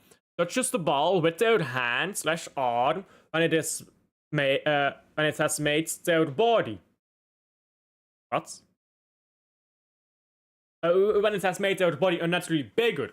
A player is considered to have made their body unnaturally bigger when the position of the hand or arm is not a consequence of or justifiable by the player's body movement for that specific situation. By having their arm in such a position, the player takes risk of their hand/arm being hit and being penalized. Ball over the top to Haaland again. Jesus Christ, Bournemouth is defending woeful. Haaland should score this and has scored this. There you go. There you fucking go. Why are you man marking against Man City? You've got Erling Haaland there. You don't have Rudiger at your team. I mean, I'll take it. Hey, 2-1. Jesus Christ, these guys are stupid. You'd think they'd learned their lesson. I take it. I take it, bruv. 2-1. I told you guys, 3-1. Final score. We will be there. Pause a moment. But for the rest, we're comfy. We are comfy. Iriola is actually fucking up this game, though. Why do man marking against a team with Erling Haaland? By the way, look at this. Why is he not offside? Oh, right, because he's fucking smart. Ooh, everyone would score 30 goals for Man City. No, they wouldn't. Everyone will be offside there except Haaland, because Haaland beats the offside trap every fucking time. He's been like offside for I think 10 times or something ridiculous like that in his entire career. So smart of the ball. He's genuinely one... People think I'm glazing him, but Haaland off the ball is genuinely the best striker I've ever seen. The only one who comes close is Cristiano Ronaldo. But even then, off the ball, I'd say Haaland is better than Ronaldo. On the ball, Ronaldo, of course, better. But off the ball, Haaland is clear, mate. I love this guy. Norwegian striker.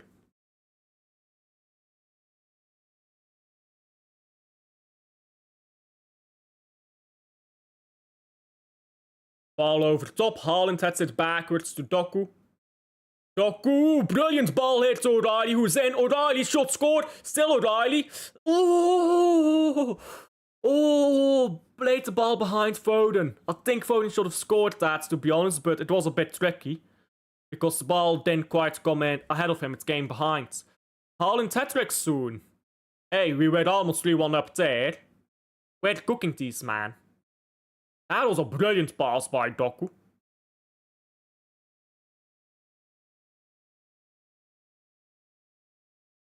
Josko, taking his time with the throw-in. Jerky. Ooh, that's poor passing by Gonzalez. Semenyo now. Shot from distance, but that's never gonna challenge Donnarumma. Foden, on the ball. Plays it long. Plays it up to nowhere.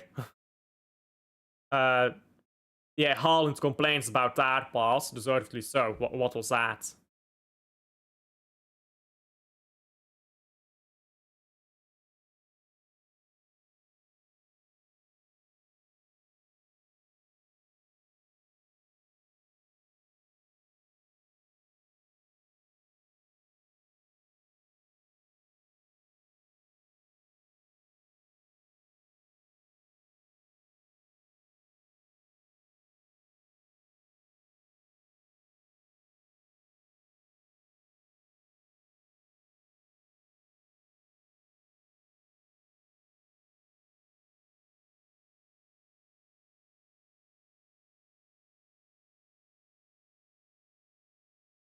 Semenyo traps the ball very well. Passes it backwards now, and they're just recycling the ball here.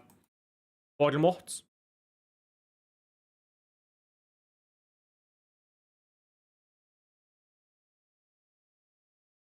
Menu loses the ball. Doku in midfield there, gets it to Gonzalez. Gonzalez does brilliant to get between everyone here and gets the ball to Doku.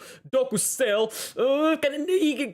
Brilliant from Doku here. He gets the ball to Haaland for the hat-trick. No. Oh, Haaland should have scored that. Oh, he should have finished that, mate. Ah, Haaland. Come on, you robbed Doku of an assist there. Ooh, that was brilliant by Gonzalez. Look at the way Gonzalez just went around that entire Bournemouth midfield. He said, fuck it, I'm Nico Gonzalez, I'm the next Rodri. Baby Rodri, mate. And then Doku somehow kept that ball in his feet, passed it through to Haaland very well, and poor finish by Haaland.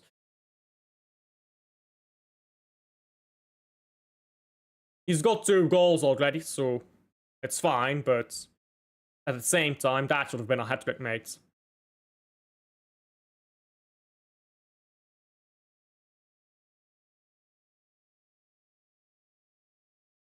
That would have been such a fucking good goal, by the way. That would have been such a fucking good goal. He needed to put the ball a bit higher. I think he put it too close to Petrovic. He needed to put the ball a bit higher.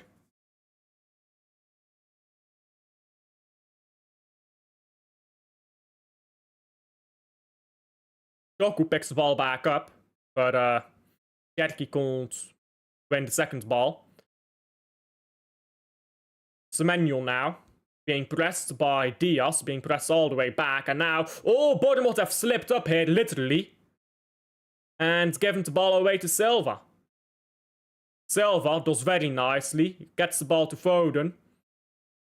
Foden goes back to Gonzalez, Gonzalez to O'Reilly, and Silva once again.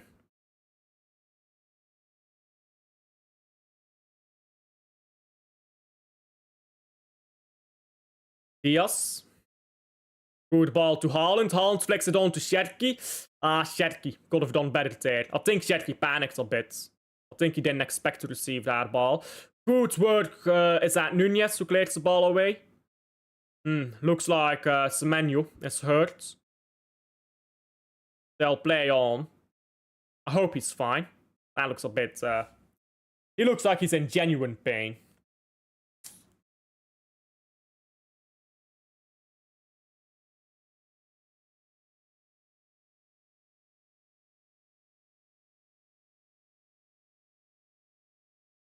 Yeah, it looks like his fucking back. Something just...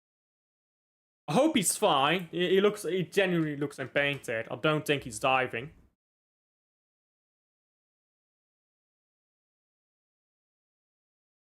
We're fucking cutting them apart right now. I'll swear down, we've absolutely ruined this defense so far by Bournemouth.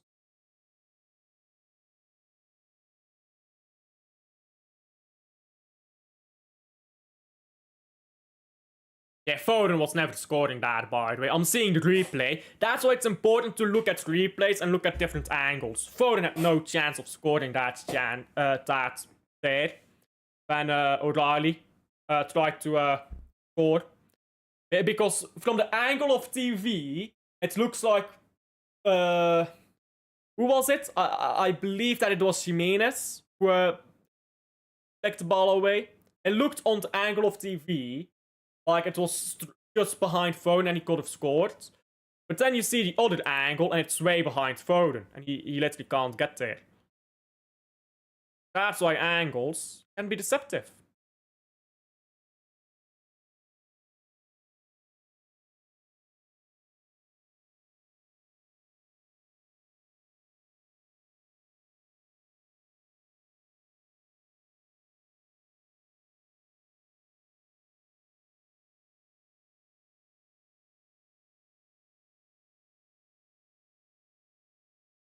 And thus the game continues, guys.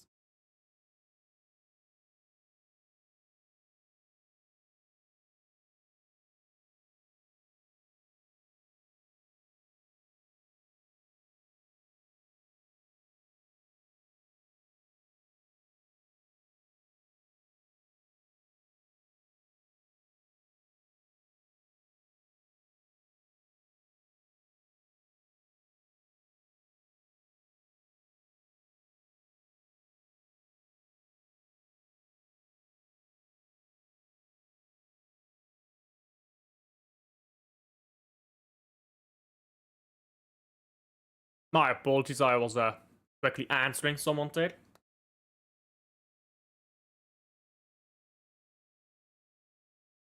I've got this Roblox group, yeah?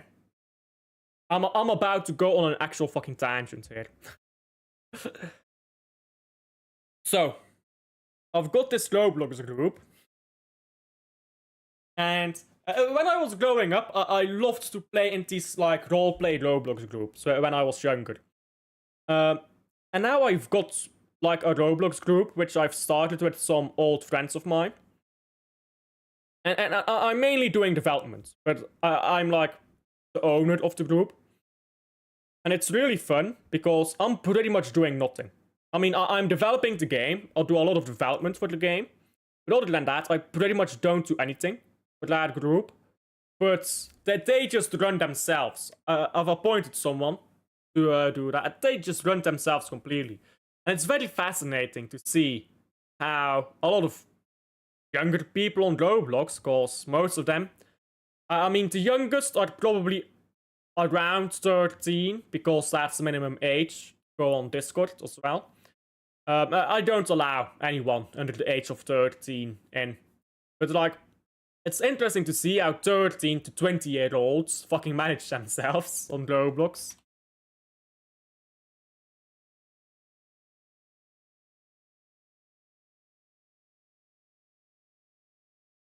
Maybe I need to do some fucking Roblox streams.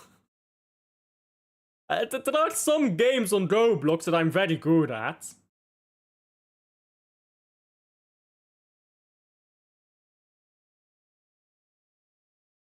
There's also some games on Roblox that I think, why does this exist?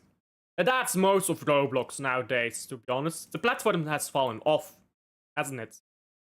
The Roblox used to be better, definitely. There's some 17 plus games on Roblox, which are pretty fun.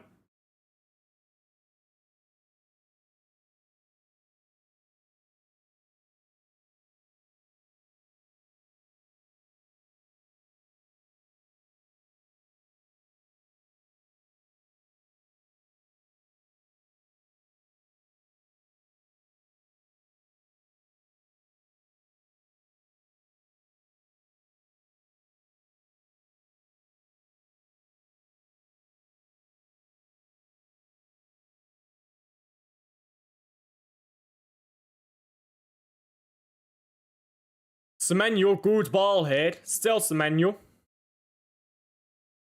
Iffy ball into the box. Bit iffy defending there, but we escape for now. Adams. Adams again. And Adams again. Nobody wants to take the ball off him.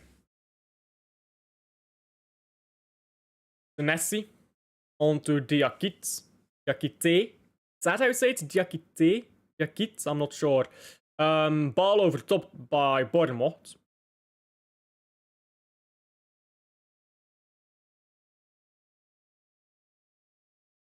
Doku. Oh, bored.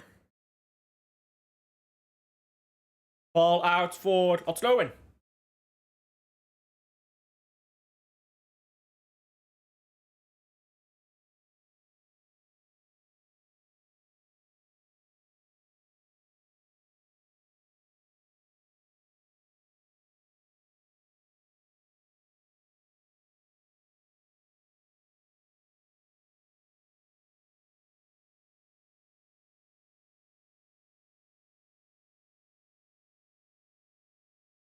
And ball out for another throw-in.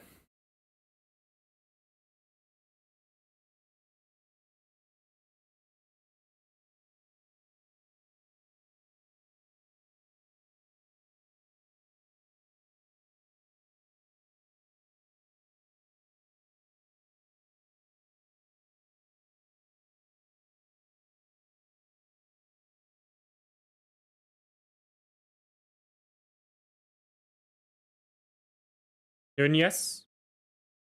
Where the ball is by Nunez. Into the hands now of Petrovic. 5 minutes of stoppage time is a bit much, to be honest, but well. A yellow card here.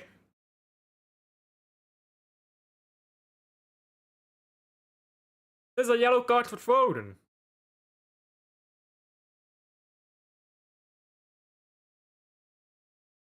Excuse me, that.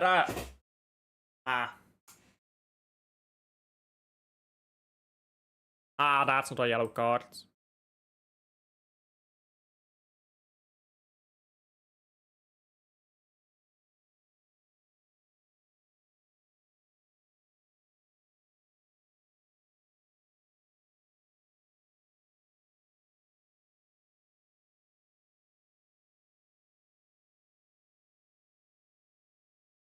Just play out the first half. Play it out. Keep things comfy. And then second half, bang.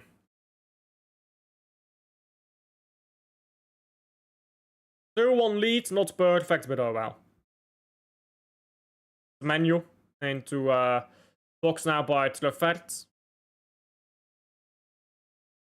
Cherky takes support touch there. Now moves the ball backwards to Silva. Silva brings the ball across to O'Reilly very well. O'Reilly takes a poor touch but keeps the ball in play. And ball to Foden. Again, no, don't rush. Just play the ball back. Gonzalez now. No need to rush. You've got the ball. You've got the lead. First half is almost done. You can go in to the second half with the lead. Maybe some substitutions as well to keep things fresh. And everything's chill. Dixie Dean, bruv, with red cards. Lovely. Gent, stinker and hooked.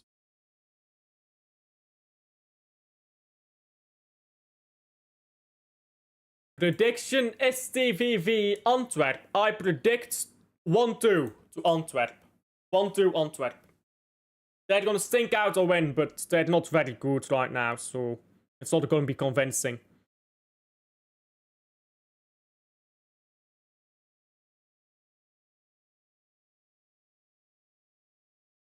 Foden.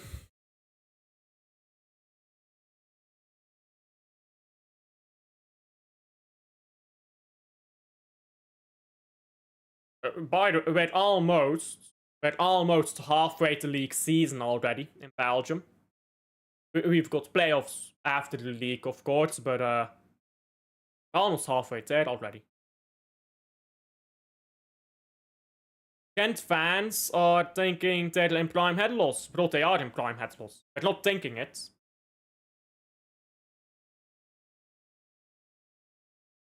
Who are the last 2 teams that we play? Anderlecht, of course, and then Charleroi. Prediction La Louvière against Cercle Brugge. I think Cercle Brugge should be able to beat La Louvière. To be fair, La Louvière away is difficult. They proved it to us. They proved it to Union. So, you know what? I'll go 2-0. 2-0 La Louvière. Because they've got that shitty fucking pitch as well, don't they?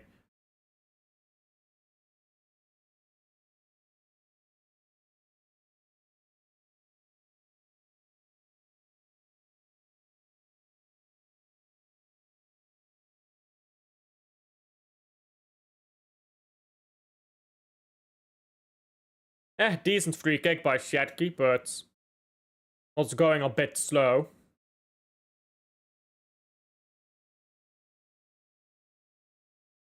Petrovic had that comfortably.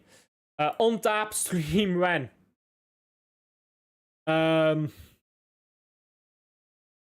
don't know why Haaland is fucking about right now. Half time.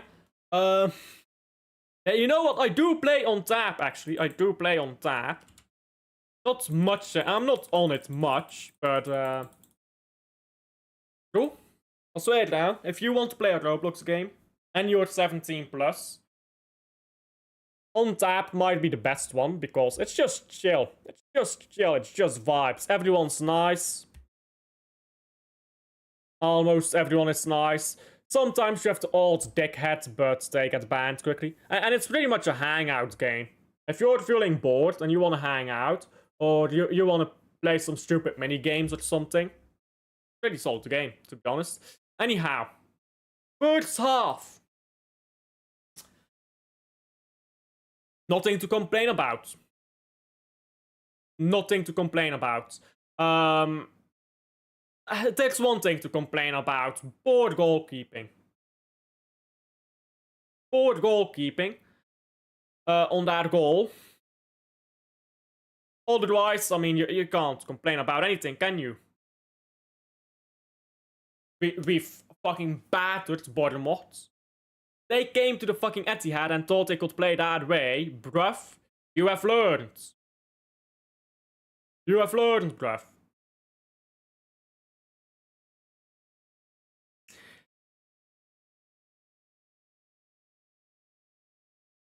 Yeah, this was a rout, this first half. We fucking passed them off the park. Each time, yeah, Haaland was through.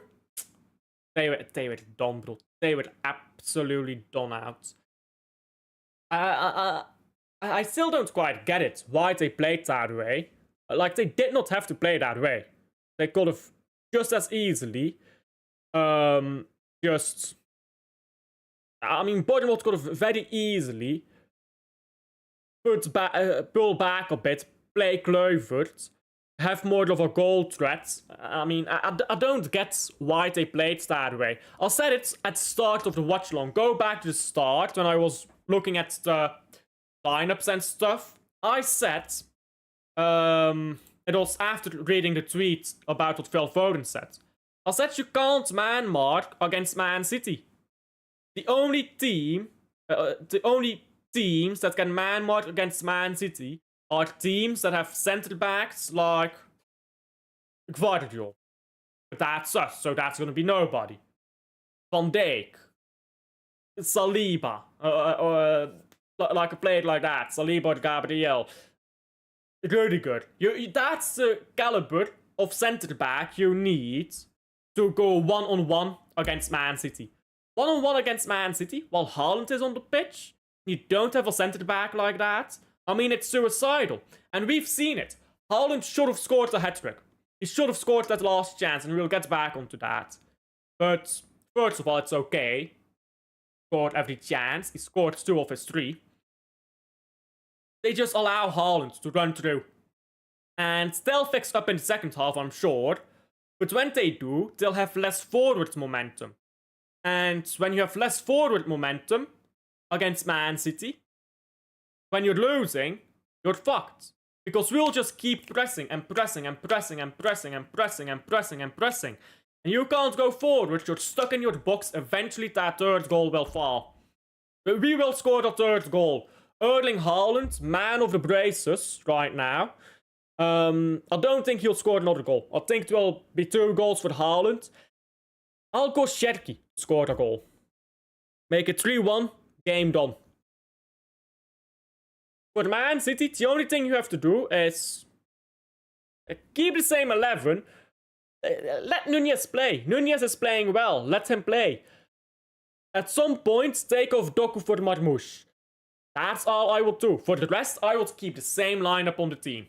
Now, why would I take Doku off for Marmoush? I think Doku has played okay, by the way. To his credit, he's done some brilliant stuff today, Doku. But I'd play Marmoush, or I'd bring on Marmoush to get an extra goal threat in there, to maybe get that 3-1, that maybe 4-1, keep us comfortable in the lead. But for the rest, everyone is playing well. Can't complain much, again, except for the goal. Poor goalkeeping by Donnarumma, very poor.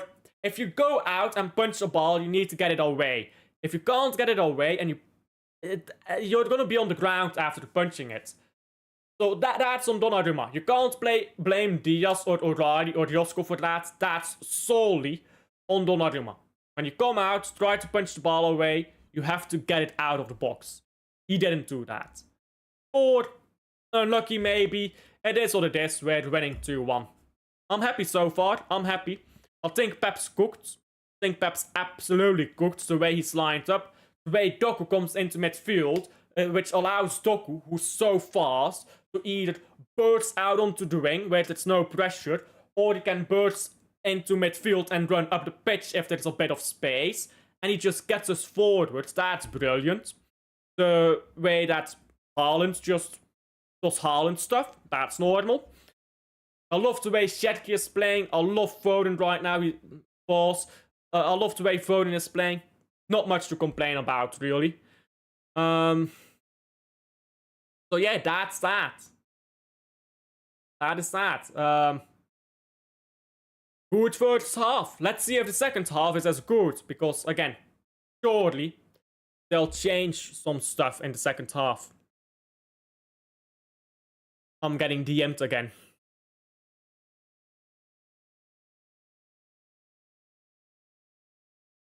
There you go. Yeah. So far, so good. I'm gonna fetch a drink. I'm going to get something to drink. And then I'll be right back.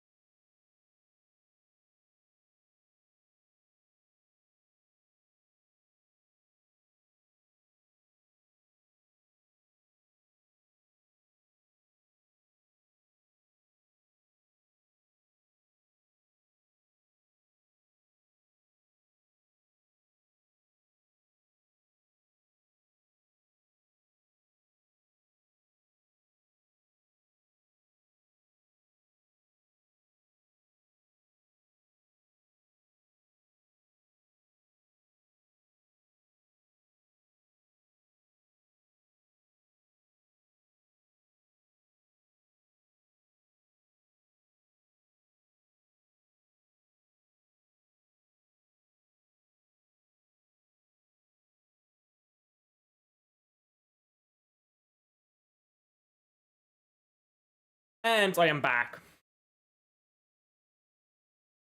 Got my drink.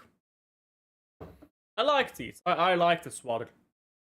It's water, I know. But I like this particular water. It tastes very water-like. I don't know. I just like it, I don't know. It's not really good updates, it just has a feeling. Yeah, you know what I mean?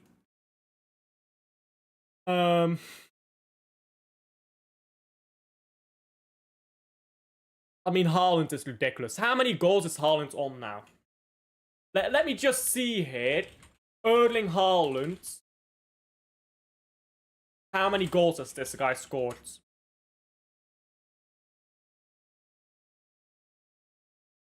Overall balance. 96 goals. I don't know if that counts this game. I don't think it does. Let me see. 96 goals in the Premier League. Including or exclude. Excluding the Bournemouth game. This guy is 2 goals away from 100. 2 goals away after 107 games. Fastest player to reach 100 Premier League goals. Alan Shearer is the fastest player to reach 100 goals in the Premier League in 142 games. 124 games. Not 42. So Haaland on 107 games, 98 goals.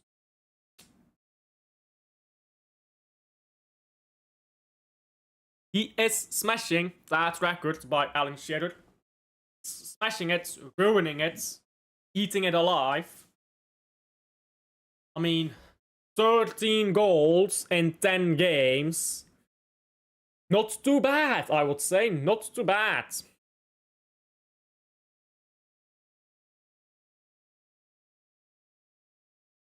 So let's go through Haaland's goals so far this season. 2 goals against Wolves. 0 goals against Spurs.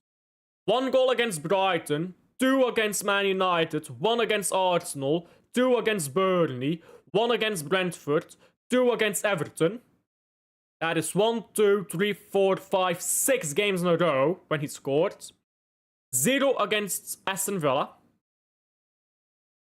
2 goals so far against Bournemouth. Hey. I don't know, what do you do, bruv? What do you do?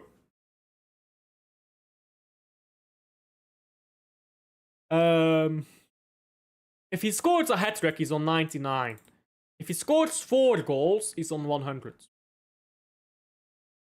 2 more goals, Erling. 2 more goals, Erling. Get to 100 in 107 games. That'll be mad. That'll be absolutely mad. That'll push his goals up to 15 as well already. Or, yeah, 15. It'll push it up to 15. So Erling Haaland is ridiculous. I genuinely do not understand how people unironically disrespect Haaland. How will people look at Erling Haaland and think Aguero is better, Rooney is better, Davis is better, Alan Shearer is better? How do people look at Erling Haaland and they look at all these other strikers and they think these guys are better? Brother, Erling Haaland is not in conversation with Carlos fucking Tevez, with Rooney, with Aguero, with Kane. He's in a conversation with Lewandowski, with R9. He's in a conversation with the greats of the greats. Who is fucking Aguero, bruv? And who is fucking Rooney? And who are these fucking random strikers? They're great strikers, but come on, it's Haaland, bruv. How many goals? I mean, Aguero is brilliant, by the way. I'm not disrespecting Aguero. I know people get offended and think I disrespect Aguero when I say that, because they're stupid. But there's genuinely no comparison. There's genuinely no comparison between Haaland and Aguero. There's none. He's so far ahead of any Premier League striker. The only Premier League striker that can argue with Erling Haaland is Thierry Henry. And I'm sorry, Haaland blows him out of the water too. Premier League all-time top scorers.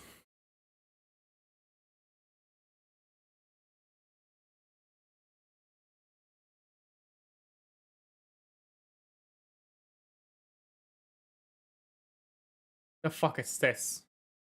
Premier League all-time stats. Let me share my screen. Because this is dumb.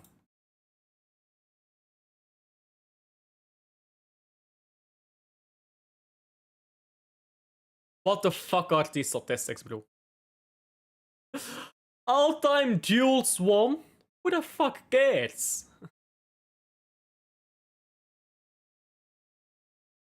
Yeah, bro, who the fuck cares, mate? Literally, who the fuck cares? Anyhow.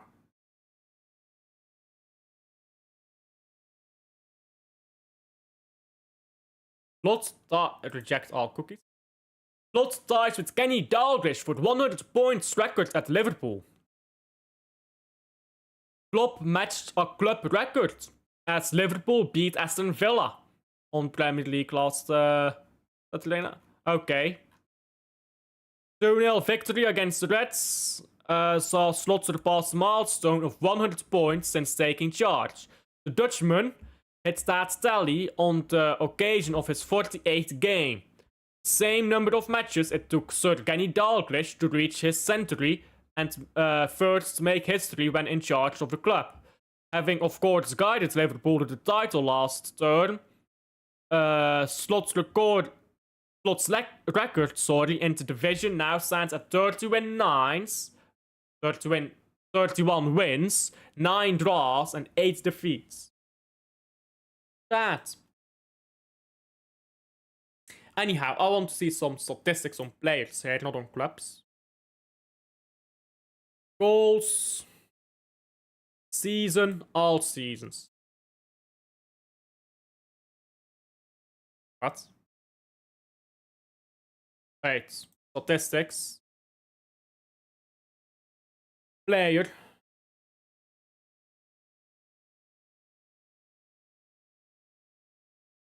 What?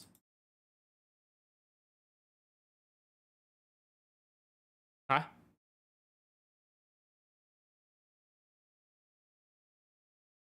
No, all season. Records. Maybe it's here. No. Why is the Premier League website so ugly now? They changed the way this website looked. I swear down, it looks uglier now. And it fucking barely works. Premier League website froze. There we go. All-time stats. I want all-time player stats. What is this?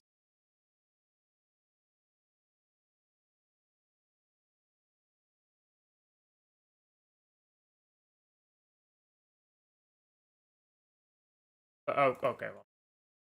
Maybe I'll be able to find it on transfer markets. Premier League website is shit. Second half will start soon, by the way. It might have started already, in fact. Yes, it has. 46, 45. There we go. Stats. No, the top goal scorers. There we go. Oh, this is season by season. Well, this is interesting, but not what I needed.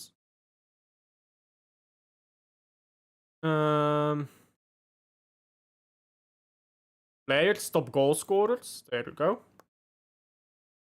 All-time top scorers. Who excludes penalties. That's interesting. So, Alan Shearer. Aguero with 184 goals. I'm not being funny. Haaland will surpass that in 2 seasons. The way he's scoring right now. Haaland! Forward headed. Lampard is 7th. That surprises me. Yeah, 177 goals. Damn. 258 games, 175 goals. That's kind of wild by Henry. But listen, Haaland will be there. Haaland will be there quite comfortably. Where does Haaland rank with his 100 goals that he's going to score either today or the next week? I believe, guys. I believe in Haaland 4 goals. 4 goals today for Haaland to break 100, I believe. Poor passing this by City. Fucking low transfer market. Christ. Don't give me an aneurysm. Loading FC. There we go.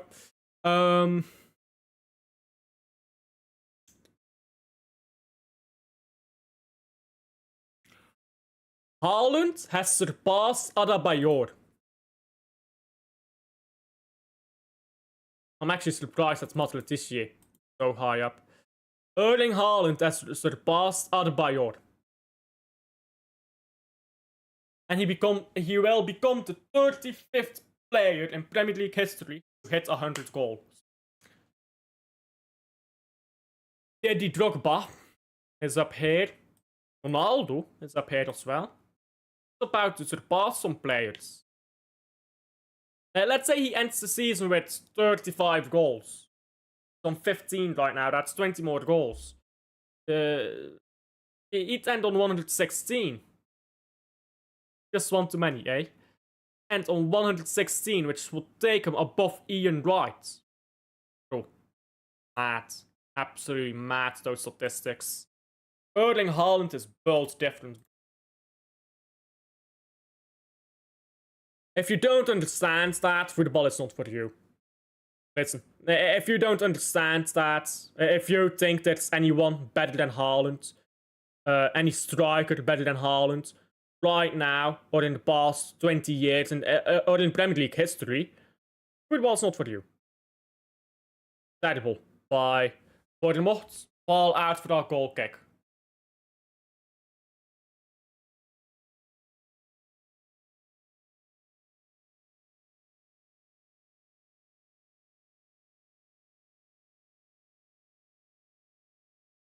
I really dislike this new YouTube fucking layout though. I really dislike it.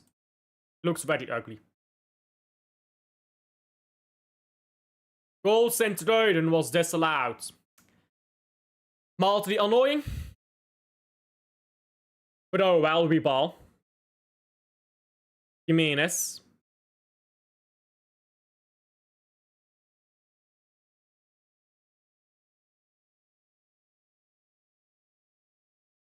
Don't worry, Centurion will score again.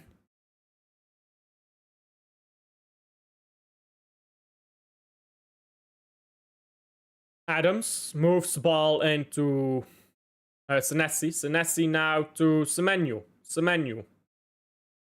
Good ball into the box. I lie. It's straight into the hands of Donnarumma. It looked better than what it was.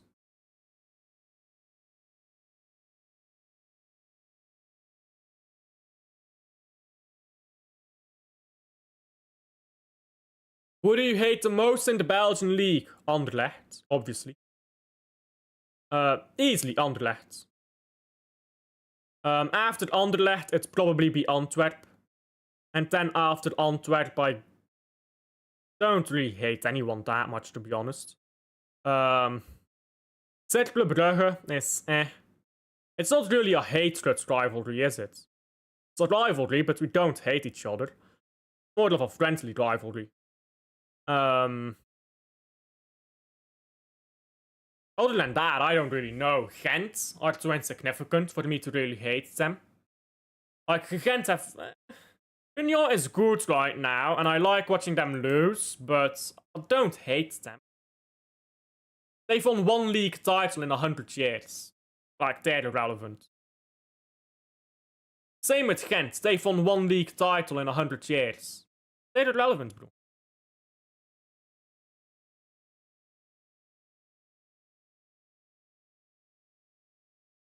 Brooks into the box. Oh, that was poor defending for the moment. Donnarumma does his job, keep the ball out of the net. That was iffy.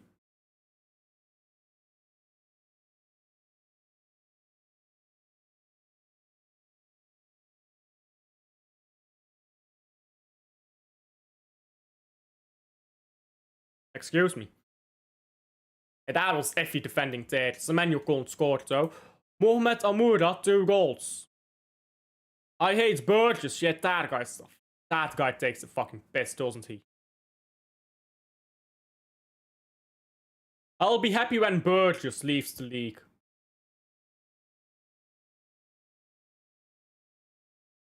Bless you. Oh, thank you. Ball on the right here. Tavernier crosses it in. It's cleared. But it's still in the box. It's struggling to clear it. Now ball rolls to Donnarumma, who stole it out to Guardiol, who was all the way up pitch.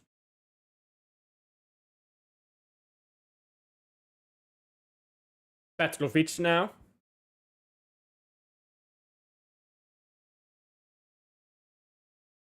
Nah, thanks. He's an Arsenal defender. He takes the piss and he's a cunt. He's an Arsenal defender.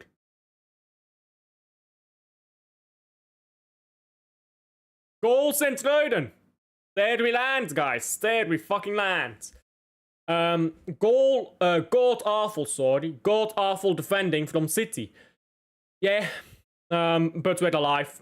We're alive, guys, and now we're gonna score. Ball into the box, corner. Please, we need to set deeper against Liverpool. Against Liverpool? Yeah, but this isn't Liverpool.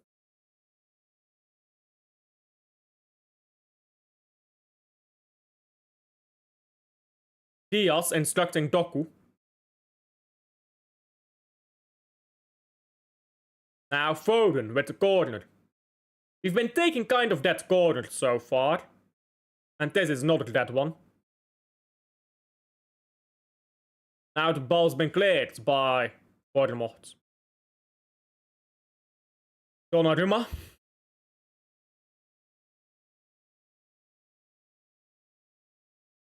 Why don't we just take good corners, man? Cherki. Cherki wins the ball back again.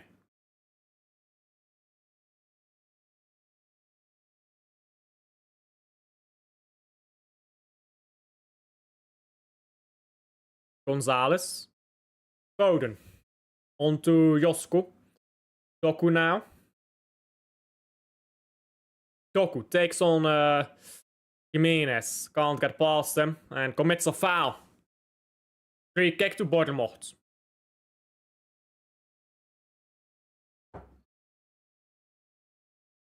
Jimenez is doing quite a bit of regretting and crying right now. Didn't look that bad.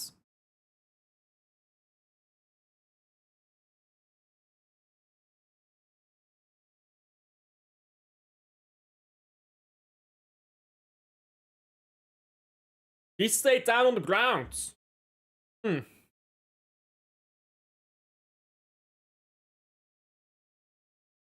I hope he's fine.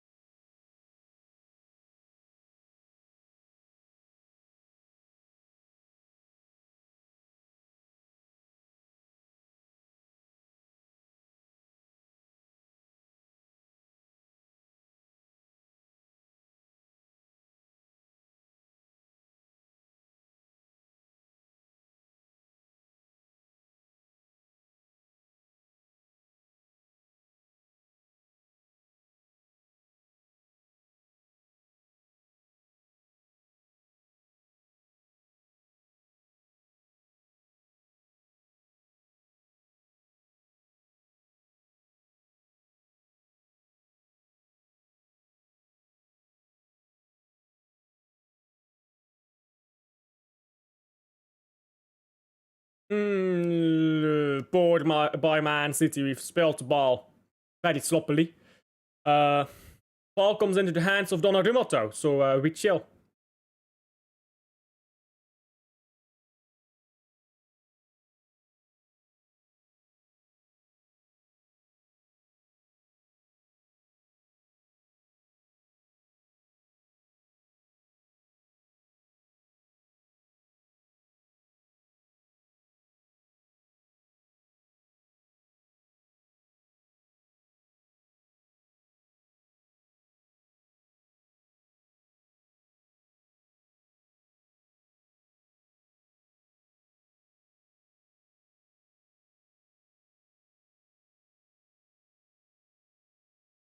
Good ball, Foden. On to O'Reilly. He should just shoot here. O'Reilly! There you go!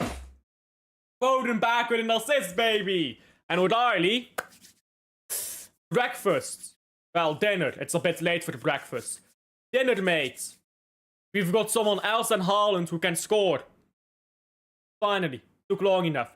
That's a good goal by O'Reilly as well. Cheers, I'm happy with that. 3-1. 3-1. That is what a proper good club looks like. We finally are back from injury. All our players are back from injury. And we fucking play Bournemouth off the park. It's almost like a completely fit Man City is the best team in the league. Big up Pep. I've been talking a lot of shit about Pep. But he's cooked in this game. Absolutely cooked. That finish. Delicious. Meanwhile, Bournemouth, they fucked up mad this game. We are winning the Prem. Set piece FC, gold never. Hey. Reliance on set pieces can't be us. We are not reliant on set pieces. We are not reliant on... we are not reliant on anything, bruv. The only thing we're reliant on is winning games. And we can do that all the fucking time, bro. Yeah. Fourth game against Aston Villa.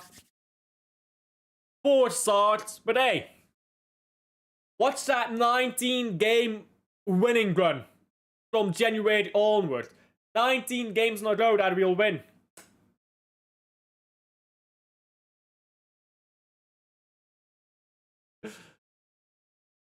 By the way, this is brilliant. This is absolutely brilliant.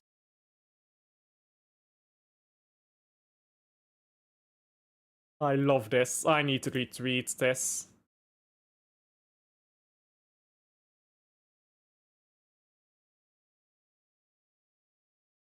Erling Holland settings. There we go. Brilliant. Brilliant.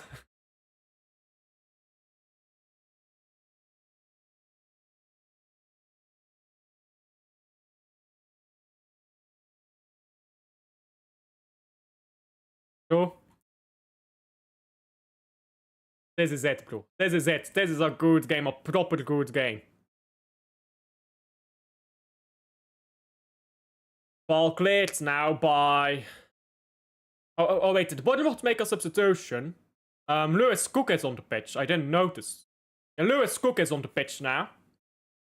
And he cleared the ball.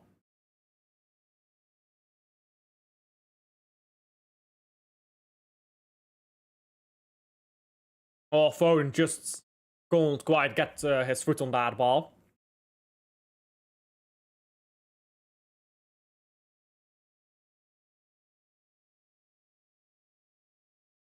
Ball picked back up by Man City. Sherky goes backwards.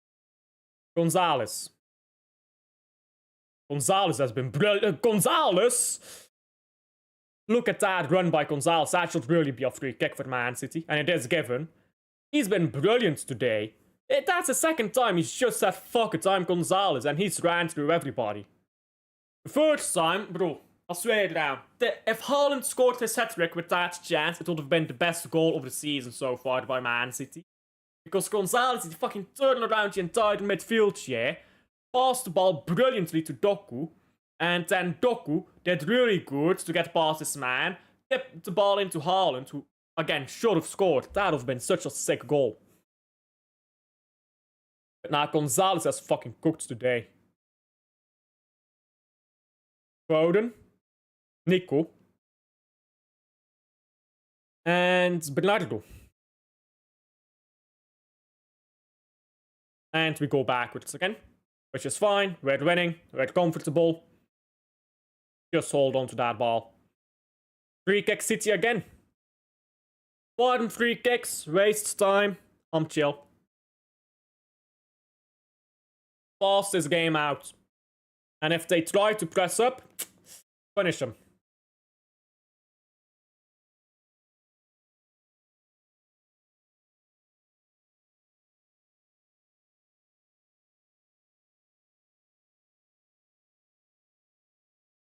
Foden takes the ball well. Still Foden. Pulled back. Free kick Man City.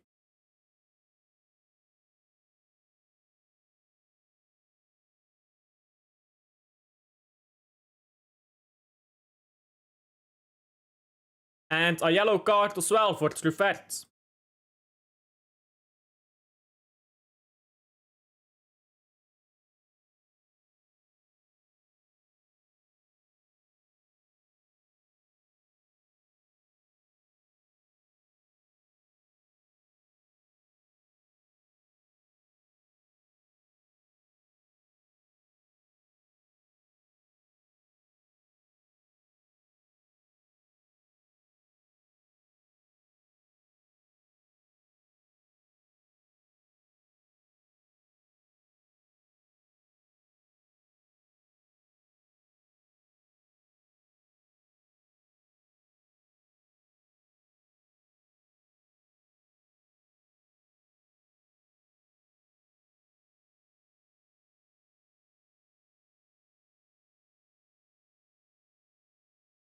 Bournemouth are moving the ball up the pitch now, but I think it's a bit too late.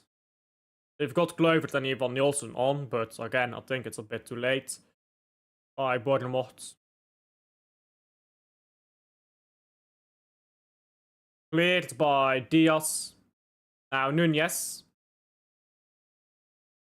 Solid by Nunez. Walks the ball out of play. That's poor.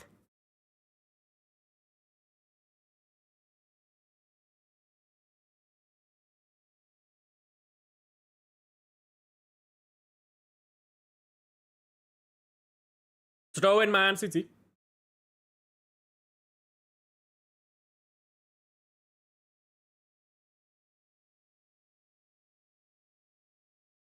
Foden. Gonzalez. Gonzalez chips the ball over to Haaland. Haaland now has options. Keeps the ball to himself though for now. Sherky. Sherky into Foden. Foden back to Sherky, who shoots it over. Oh, you imagine Sherky scored that.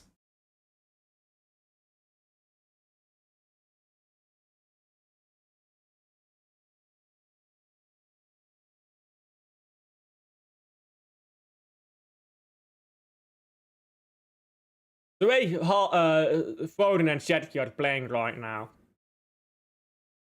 Yeah, chef's kiss. I'm not sure what Haaland was heading at. That ball was never coming close to him.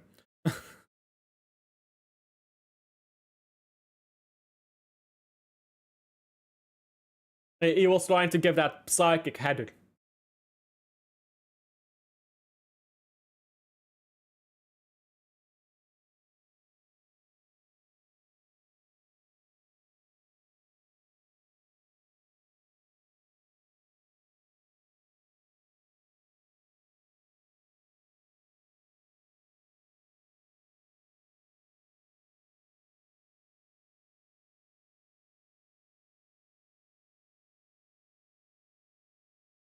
Ball goes out now for a corner to Bournemouth. Donnarumma had to catch the ball. It was a forward cross.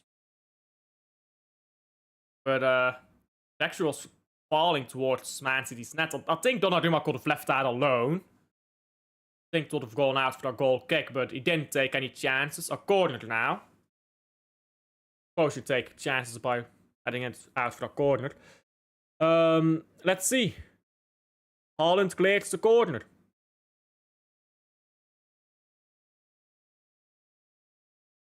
Centre back shifts by Erling Haaland, bruv.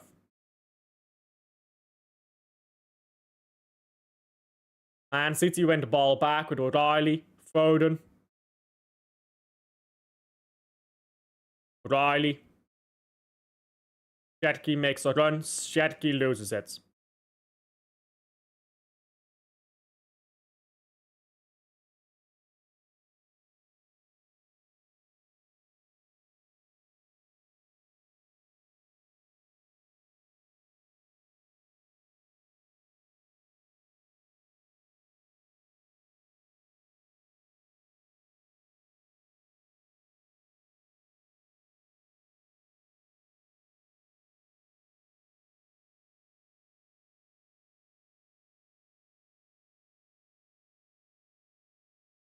Nunez. I was about to praise Nunez, and then he does that.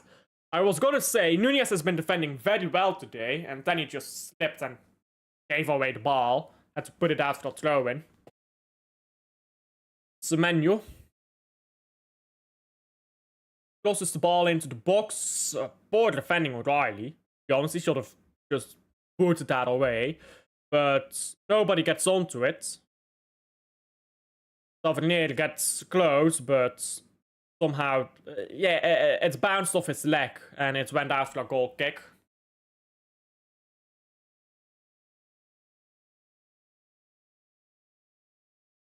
Did O'Reilly touch that ball? Oh, he did. Yeah, O'Reilly did touch that ball, but it bounced off the leg of Tavernier. Okay, fair. Good stuff then.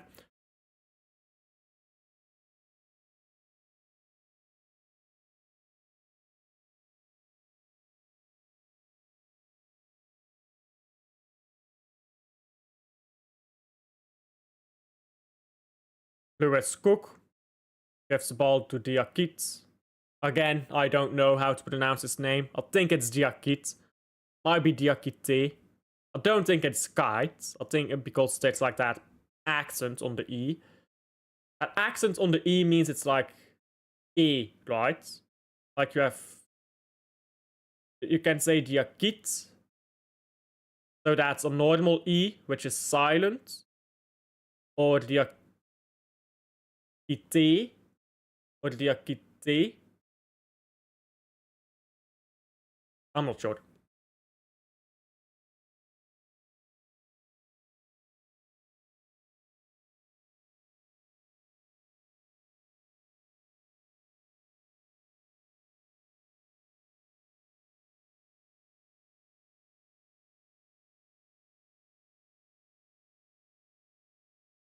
I think if the accent goes down, the accent you pronounce it as not E. I think that's how it goes.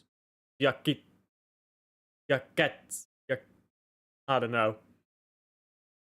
I took French classes when I was in secondary school, which is like Belgian version of high school, because you have to take French. But my grades on French were bad. I remember first year of secondary school, I got 47% on my French. Fucking shit, bro. 27%, not 47, 27%. Like, bro, wasn't even failing. I was failing that course. I've never been very good at French, is the takeaway. Anyhow, substitutions for Man City. Cherki coming off. He's played a brilliant game. And Doku coming off. He's played okay. I won't say brilliant, but he's played fine. I'm happy with Doku. Again, I'm not gonna call it brilliant. It wasn't. But it was good enough. Reinders and Savinho to come on. Interesting to see how that goes.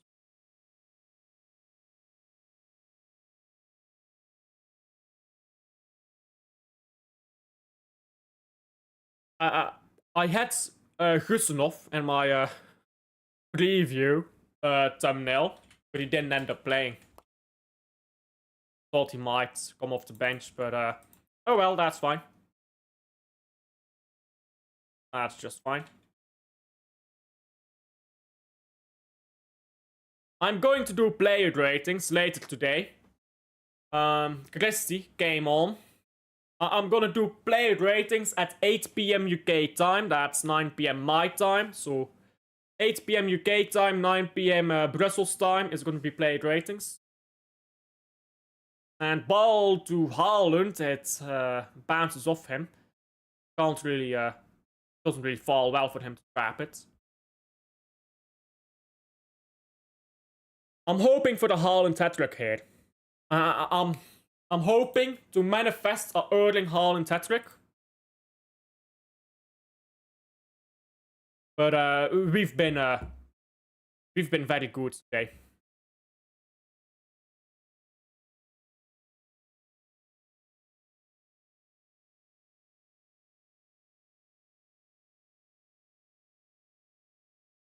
I'm already setting up my player rating stream. I'm so confident we have won. I'm already setting it up.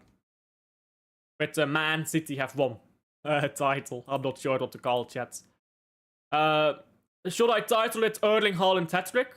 Am I confident that Haaland will get the hat-trick? Fuck it, I'm confident, bruv.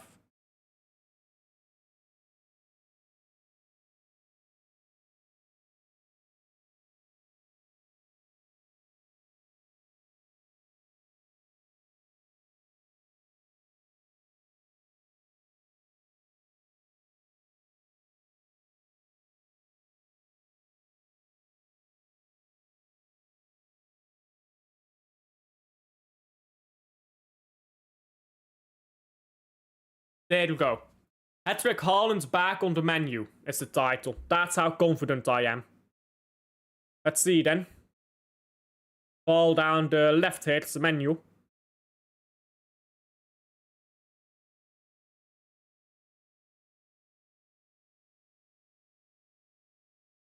Tavernier. Our next game is Liverpool. Oh, Haaland hat-trick and then he scores his 100th goal against Liverpool.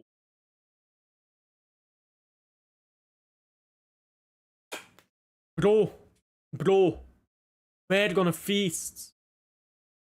Haaland traps the ball. Still Haaland does very well here. Haaland gets the ball onto Savio. Savio still takes too long. Should have crossed this ball.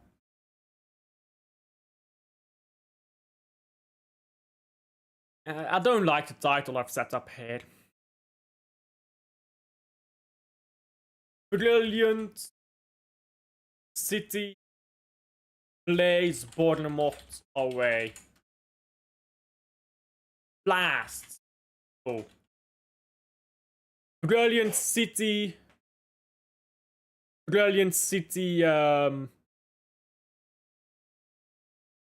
overwhelms? No. Brilliant City ruins? I don't know.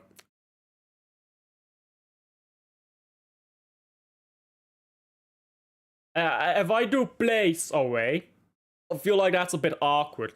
Would have to be play off the park, but that's too long for the title. I'm not sure. Knocks Bournemouth down? Sure. Knocks Bournemouth down.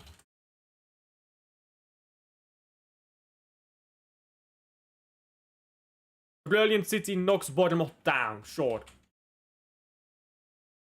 Let's go with that. Big up AK, how are you? How are you, mate? We've been brilliant today. That's how I am. One mistake from Donnarumma, but other than that, we've been nearly faultless.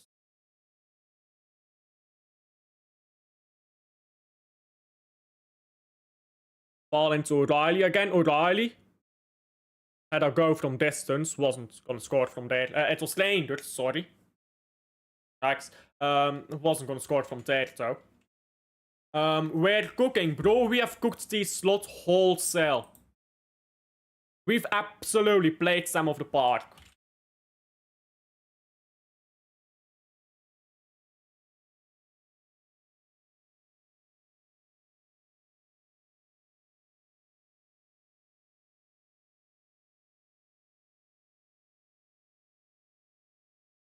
Getki was outstanding today. Squirt, Scott never. Bro, Florian Wirtz, 0 GA in the Premier League, I think. I think he still hasn't got any... 10 games, 0 GA. 0010 is well and truly alive. Bro, 0010 over here.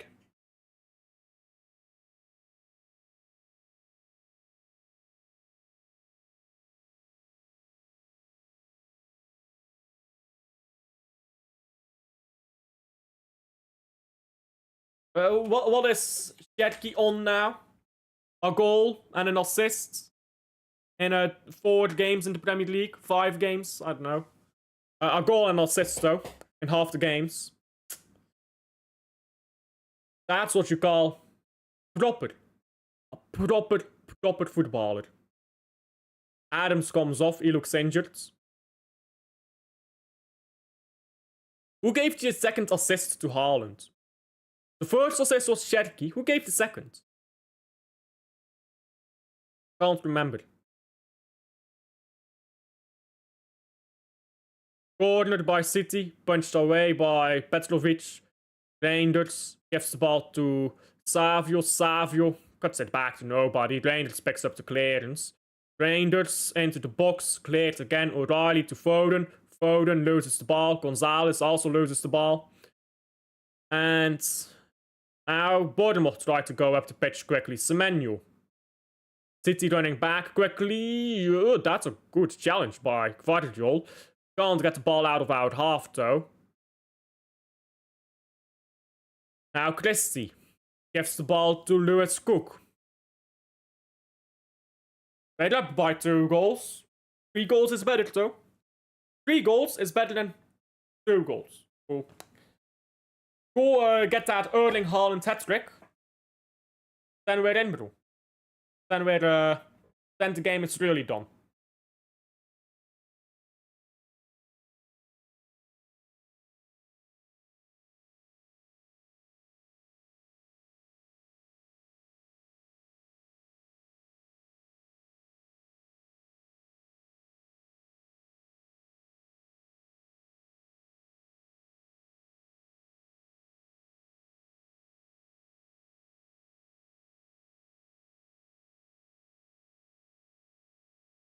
I'm trying to find a very specific celebration here.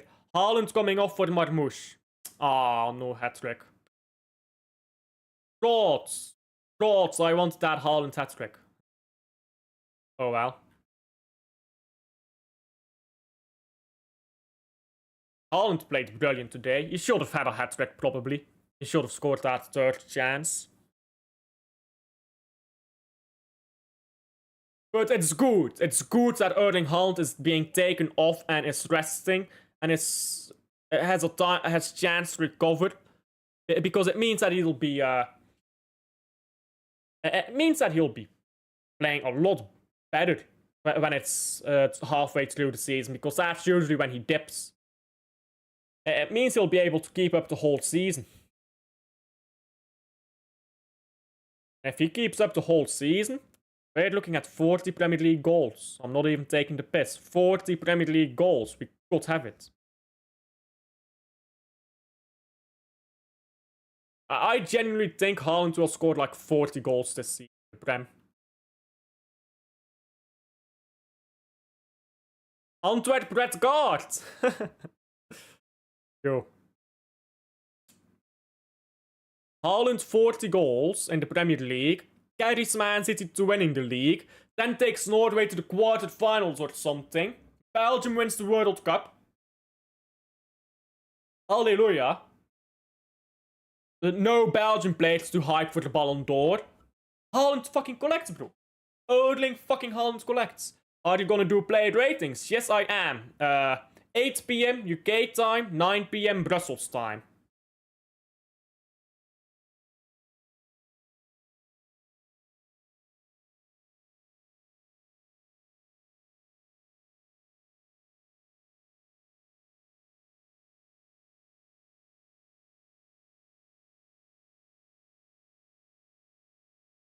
This is not one I want, but oh well. I want the one where Haaland is doing this while he's celebrating. He did that this season. Can't remember against who. I know he did it.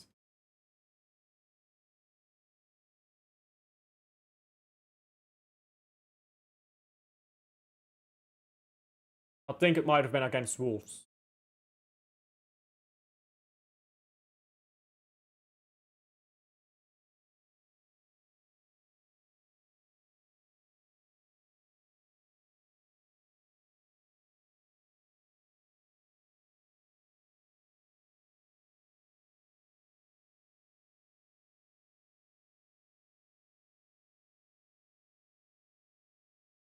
No, it wasn't Wolves.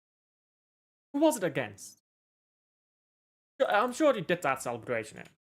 Last time he scored a brace, probably. When's the last time Haaland scored a brace before the game? Honestly, he scored so many goals, they all blend together. He just keeps scoring, mate. They all blend together.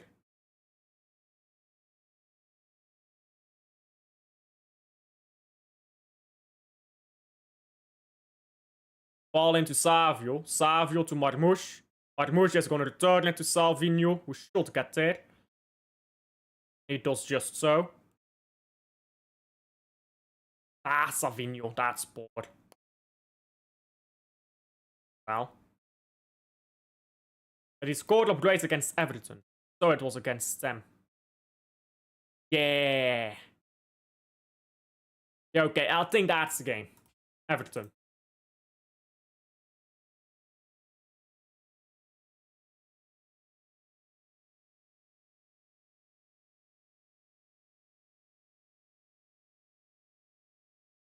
I'm not going to be able to find it, am I? Oh well, this is close enough. Ball into the box, cleared by O'Reilly. Whatever. I can't find the exact image I want. I'll use this one. Rough, that's like 5 pixels on the fuck is this?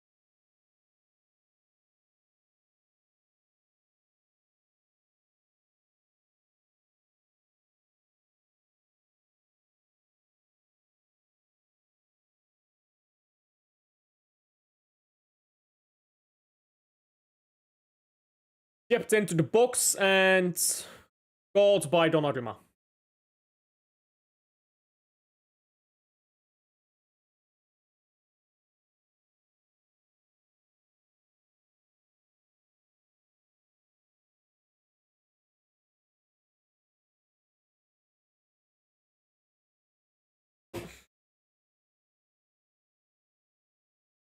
Free kick to Man City because of obstructing the goalkeeper when kicking out the ball. We're not allowed to obstruct the goalkeeper while they clear the ball or stuff if they've got it in their hands. A lot of people don't know that, and a lot of people complain when those free kicks are given. Those are the rules. Look them up. If you don't know the rules and you don't bother looking them up and reading them, then I don't really care about your opinion on football. No offense. Too many people who don't know the rules of football complain about them all the time.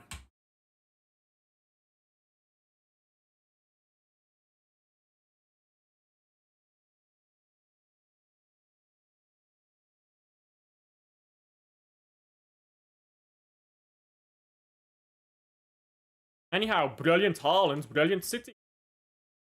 Love to see it. Again, he could have scored a hat-trick, but let's not get pedantic here. He's done his job. I'm happy with Haaland. I'm happy with the team. I'm happy today.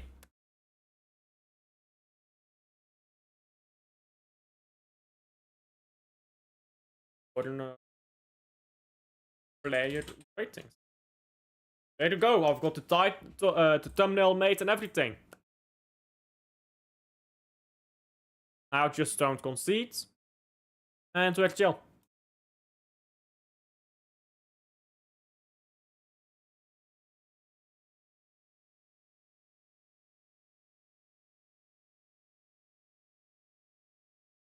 Man City 3-1 Bournemouth. Exactly as I predicted, guys. I get a prediction right for once. Normally I get these predictions... Excuse me, normally I get these predictions way off. But once I have cooked with my prediction. That means I know ball now. Foden comes off. Aït-Nouri comes on. Bit weird that, but guessing O'Reilly comes. Silva comes off for Rodri. Standing ovation for Silva. Foden should have received a standing ovation too. It's weird that, those changes, but I'm guessing O'Reilly goes into midfield now. Yeah, sure, that's fine. Don't mind that. I do not mind that. There you go. I've already set up the play ratings. I'm not even waiting. We all know we won this game, guys. We all know we won this game. Had a good day. I'm setting that. I've already prepared that stream.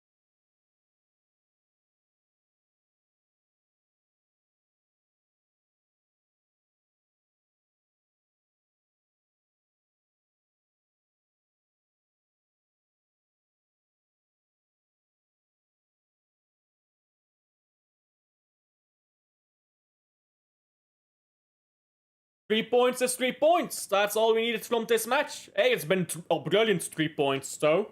We've played incredibly well. We played these guys off the park. We had 1 iffy moment, maybe 2 iffy moments, but for the rest, we've been brilliant. The moment our best players are back, we play brilliant. Who could have guessed? Rodri on the ball now. Good to see him fit. He isn't usually nowadays. O'Reilly. Reinders. Oh, poor Gonzalez stats. I'd probably give Gonzalez man of the match, if I'm being honest. It's easy to give it to Haaland, but I think Gonzalez is my man of the match. He wins the ball back now as well. Ait Nuri. Ball into Reinders. Reinders to Savio. Savinho. And Tijani.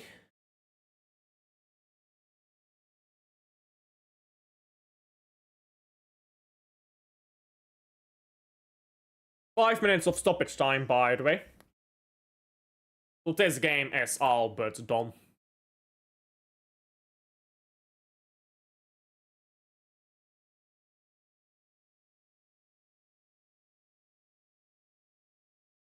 I fucking used the wrong.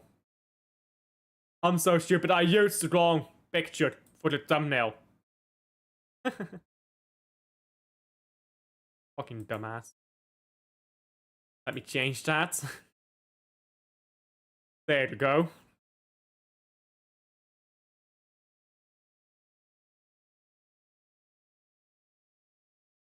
That's better. Shots from distance now by Bournemouth. Takes a deflection, goes wide. It's all a bit hopeful by Bournemouth.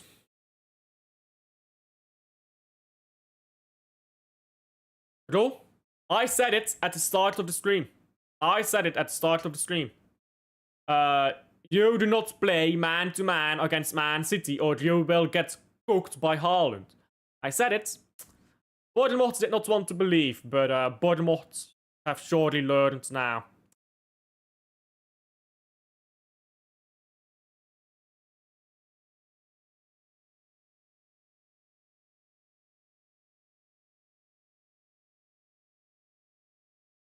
Souvenir.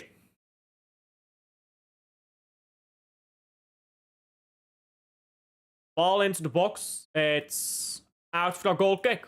Easy.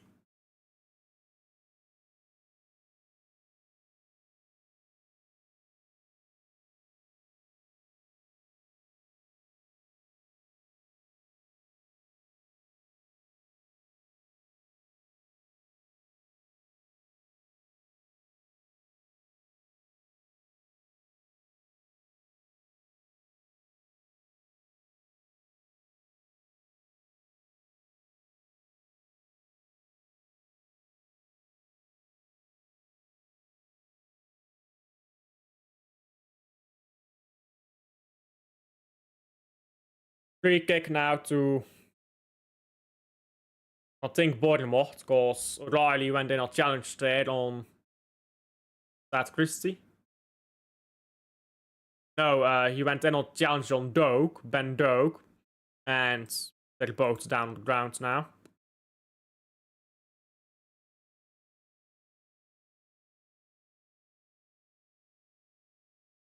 Ball on the right here. Savinho gets past his man. Can't get. Oh, Reinders! Good shot that, but it's batted away. Rodri. Imagine if he scored that. That would have been a powerful goal. He just shot that ball with some. He just got a lot of power on that ball. Didn't get quite enough direction on it though. Man City have won the ball back again here. So brilliant from Gonzalez to. Gonzalez. Standing up now.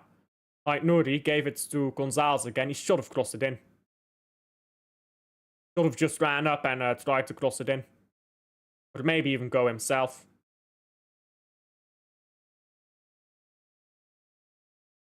Would have been nice to close it off at 3-1, or at 4-1, sorry. But oh well, 3-1 will suffice. That's a goal after a ball after a corner. We'll waste some time on the corner kick.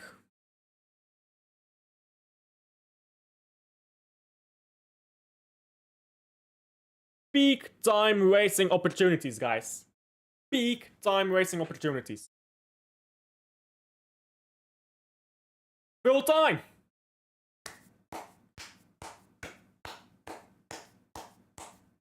That's the type of performance that we needed. That's City. That is Man City right there on the pitch. This season, Man City has been recognizable. Last season we were not.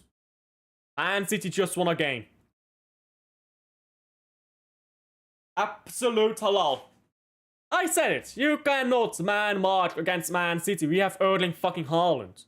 If you have Van Dijk or Rudiger or Guardiola, then you can man mark against Man City. However, Bournemouth, you do not have those players. You sold your best centre back, and you tried to man mark City. You look a bit silly, don't you? You look very silly. Like, come on. Come on. I said this at the start of the stream. I'm sure everyone was thinking it. How Bournemouth have decided to press that way against Man City, it baffles me. Truly it does. But I'll take it. I'll absolutely take it. What I'll quickly do here is I'll update the ELOs. Because you know I like to keep these ELOs up now. I'll update these ELOs. Sunderland play tomorrow, I believe. Sunderland play tomorrow. Which is a bit strange. Why can't they play at like 9 PM today? Bit weird, but oh well. I'll quickly update these ELOs. Then I'll talk about the game a bit. So, listen. Some people were complaining about the first 5 minutes. But go back to the first 5 minutes of my stream if you don't believe I said this. During the first 5 minutes, I said Bournemouth is absolutely ruining themselves. I said this is stupid by Bournemouth. Why are they pressing like this? They should not press like this. You're hurting yourself. You're putting yourself at a disadvantage. I was saying this about Bournemouth. They're gonna be exhausted after 30 minutes pressing like this. And guess what happened? They were exhausted after 30 minutes. You can't play that way against Man City. You could last season. Last season, you could play that way against Man City. However, this is not the same season. Man City right now, it's not the same. We are not the same. That fear factor, brother, that fear factor, I promise you guys, will come back. That fear factor is coming back to Manchester. Because, not 210, Jesus. Because the way we play, yeah? The way we play, we're just so good on the ball. When all our players are fit, we're so fucking good on the ball. It's so silky. You can't do shit, bro. You can't do shit against us. It's so silky on that ball. We're so good on the counter this season. Man City has not been good on the counter for a long time. To the disadvantage of Erling Haaland. Now we are good on the counter. When you play good on the counter, you benefit players like Haaland, like Foden, who got an assist today, like Sherky, who is brilliant on the counter in his own right.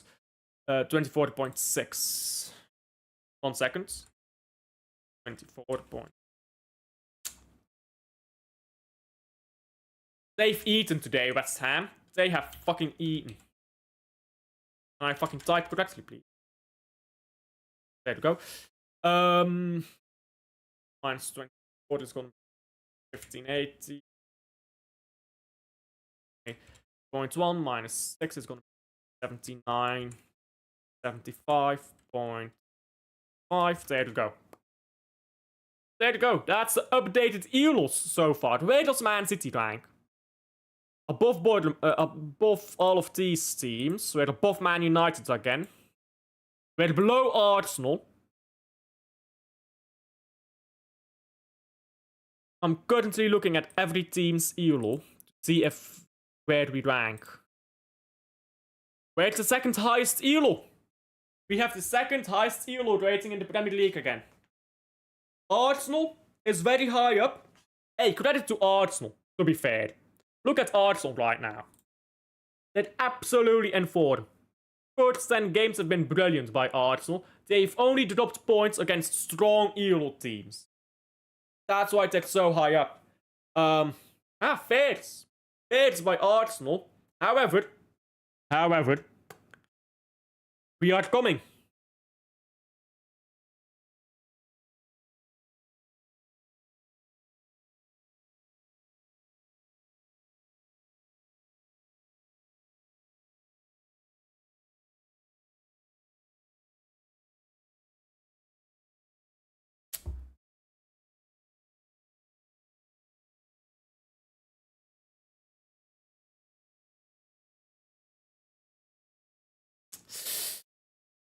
Man City.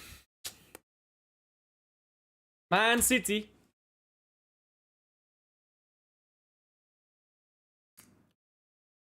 We're just 6 points off. 6 points off. We bank Liverpool into next week. Arsenal probably beats Sunderland. But it's after that. When we go and beat Newcastle, we will beat Newcastle, guys. They're shit and we're brilliant. Arsenal will drop points to the mighty Spurs. Glory, glory, Tottenham Hotspur. What somehow better away than at home. It's Tottenham Hotspur. They win us league titles. Honest to God, they are the biggest Man City fans on the planet. They'll spank up Arsenal, bruv. Spank them up. We beat Liverpool, we beat Newcastle. We're just 3 points behind with our rendezvous at the Etihad. And we all know how that rendezvous will go. I've got something for you guys. Can I fucking type, please? Arcia. There we go. Guys, go watch this.